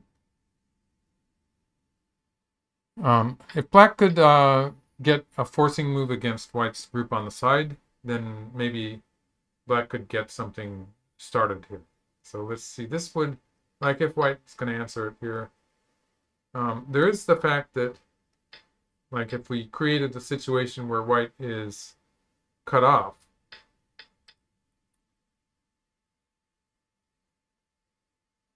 I'm not sure. Yeah, this is probably not good enough. But yeah, yes, for instance, it's still not good enough. It's yeah, even after all those forcing moves, it's still not good enough for black. What I was going to say was that would take away one of white's eyes, but it's not going to be good enough to kill white because white does have this move, which is forcing, and white has two eyes, so it's just not working. So yeah, he played that move. If white crawls, maybe he's gonna, like I showed a bad diagram with black playing here. It's probably better for black to push now. So black's gonna try to sort of combine a potential attack in the corner with an attack on white's group on the right. And it doesn't look very hopeful. But maybe it's black's last chance in this game. Oh, so he bumped against. Okay, so this is pretty close to the diagram that I was showing. Problem with this is black's not really connected yet. So for instance, if white plays something like this, if white plays something like this, like black's not really connected yet.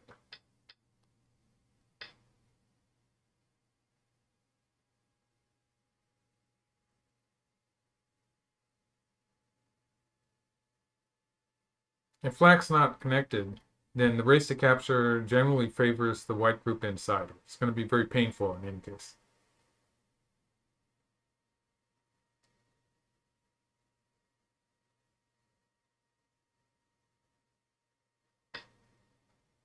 Okay, very solid move. Well, in this case, white is probably looking to... Oops.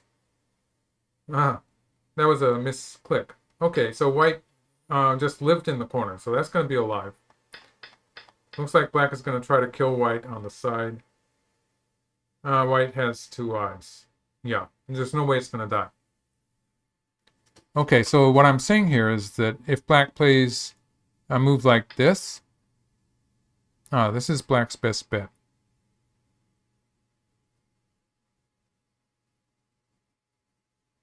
But, you know, even if white does this and this,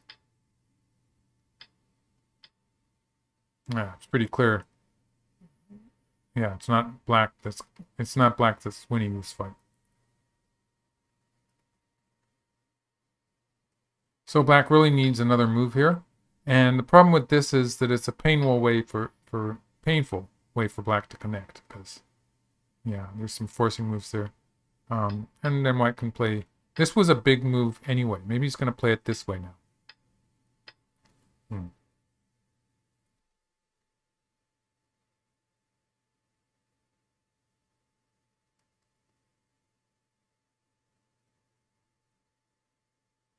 Maybe he can even play. Maybe he can even play here. Yeah, that would be possible. Yeah. So yeah, it's no problem for white. So white has taken away the corner territory, and black is playing dame points. So that I don't think this was good for black.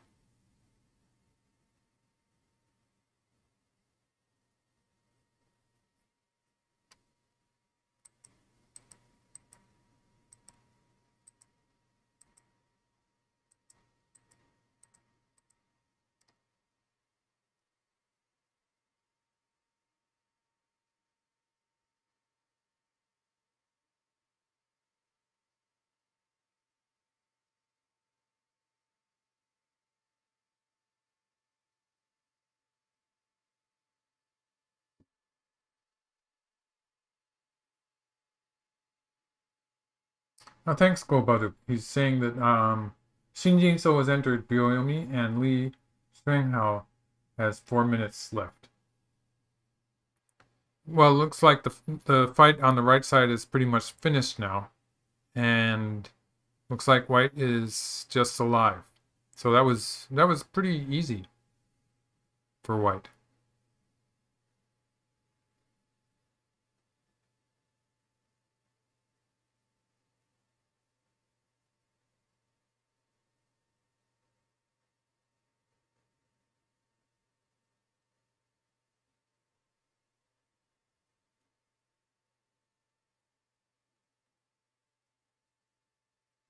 Okay, the other game, it looks like black is winning, so that's China. So Tam Wei-Ching is winning against Byung Sang-gil. So that was One Dragon asking me. And that was just my snap judgment. Let's take a look at the board situation there. So it's like this. And white is in the process of making 2 eyes for that group on the top. But black's territory in the upper left is already established. So that's...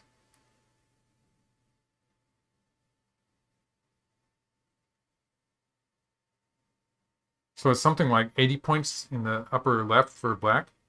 And he's going to get something like 20 points on the right side. And white's going to just barely live on the side there. So and then black has komi on the bottom side. Well, not komi. About 5 points. I mean, a bit less than komi. So, wow, that's a lot of territory.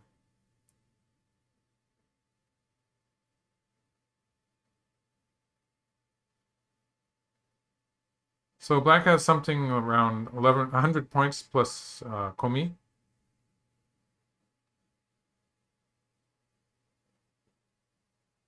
Yeah, white just doesn't have enough territory. So I'm pretty sure that black is going to win this one.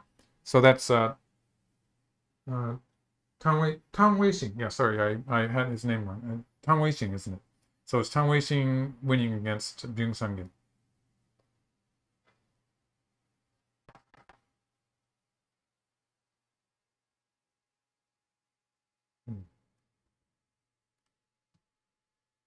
So back to the other game.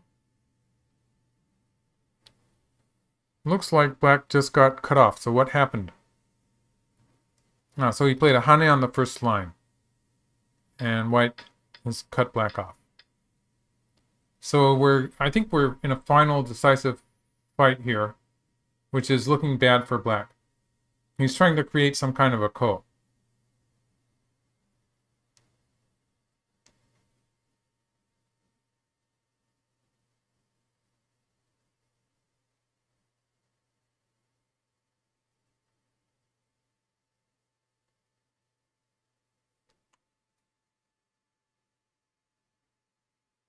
So for instance, if white plays here, maybe black is thinking of playing a ko here.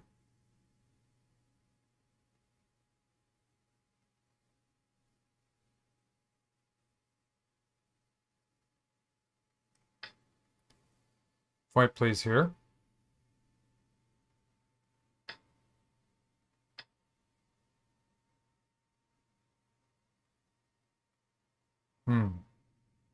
I don't see how it's working. Black would like to be able to cut here. No, it's just not working.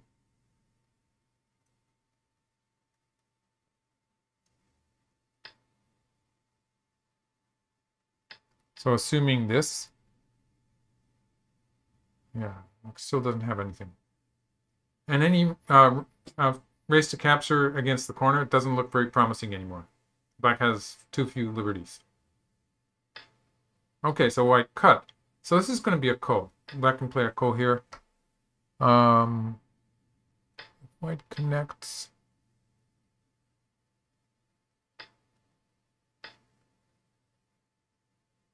The one thing that black has to be careful of, I mean white, is that these white stones can get cut off. So that would be potentially a problem. So like if black plays here and here, then it's completely cut off.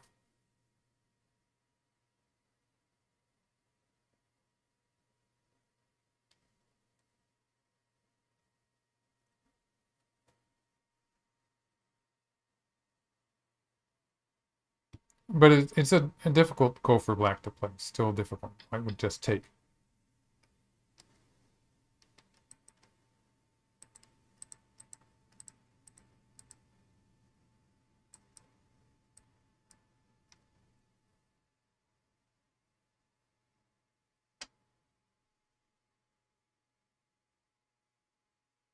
Oh, did he resign?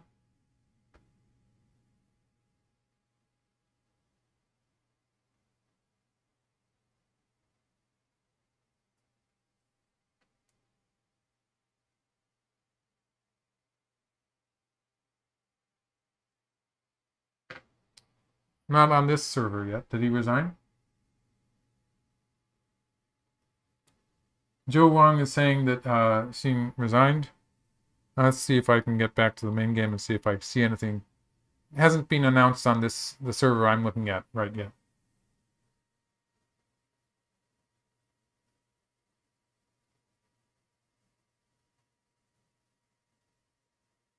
But it is hopeless for black.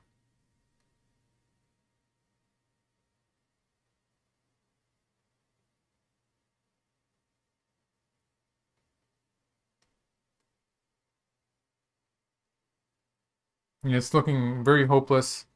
But on the two servers I'm checking the game on, it doesn't say yet. So maybe not. I don't know.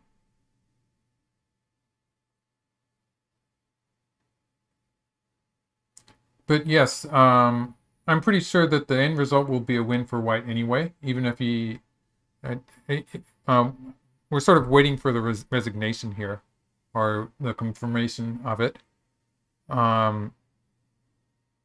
It was a pretty convincing win for Li Xuanhao. And a pretty bad crash for Shin Jinseo. Okay, so Guo Baduk is also telling us that he resigned and set up from the computer, and it's just that this server is a bit late in relaying it, maybe. So just let me go back a bit and sort of recap a bit. So in this Flying Daggers Joseki, they were playing fairly quickly, and both players seemed fairly confident about their research of the opening of this Joseki. And so it was according to plan, even up to this point where black played away. This is actually a move that's played in this Joseki. So I figured that out. And so I think it started to go up to this point. It was like going fairly well for black, where black had ideas of escaping from the ladder or attacking white, one of the white groups on the top side, and was dominating most of the rest of the board. after sacrificing that group in the lower left. So yeah, it was in this fight here where black seemed to go wrong a bit. Let's see. Actually, I was thinking he was going to play here. Maybe better this way. This would be making me out of these 2 points. Actually, if black gets to push here, this is going to turn out to be a better shape for black. There's still some room for black to break through the white stones. So maybe that would have been better. I don't think I'm going to be able to name any particular move that was a losing move. But I think it was already this fight. Like I don't know. I would have connected here. I would have connected on the 5th line. And yeah, so maybe black can even do stuff like this and try to escape. It could be that this trade was slightly better for white. And then the cut here. The cut here was a very effective move, cutting black off in the center. So already the game is starting to look good for white here. And it could be that Xuanhao just out-researched Shin Jinseo. So that would be something new. It would be a new thing happening here. So first time I've seen it that someone had a more thorough research than Shin Jinseo. So sort of unheard of. And the whole fight here, white extended all the way. And still black could not punish white as much as I had thought. And this aji that white created in the center, it did make a considerable difference. So things are in good form for white. White has territorial lead and got sente. That got the tempo to invade the lower right. And yeah, and erase the whole area. And about this point, white has already established a territorial lead. So it was this fight in the center. And after black escaped from the ladder was pretty much the decisive fight. And so it's already bad. So yes, we do have a result. Let's just, for good form, I'll put up the result too. Yeah, white wins by resignation. And so that's it for today's live stream. And yeah, I'll be looking for opportunities to do it again. So maybe next time there's a big tournament. So I'll be trying to do that. And yes, sometimes I don't know until the last moment. I have a schedule. So sometimes it's a bit difficult. But I'll be doing my best to come back. So don't forget to like the video because it does make a difference. So thank you if you can like the video and subscribe to my channel if possible. And also I have a Patreon page. I left a link, but I'll put it up again just in case people are interested. You can support my channel there. And it does help a lot. So yeah. All this stuff, I'm putting it out for everyone in the world. So yeah, I'd like to continue doing that. And this is my my channel top page for people who want to see that. And I have a bunch of playlists, so you can look at the playlists and find something that suits you. So I have videos for beginners or for more advanced players. I have them separated into playlists, so you can look through that. Thanks for everyone for staying to the end, and I'll see you next time. So goodbye.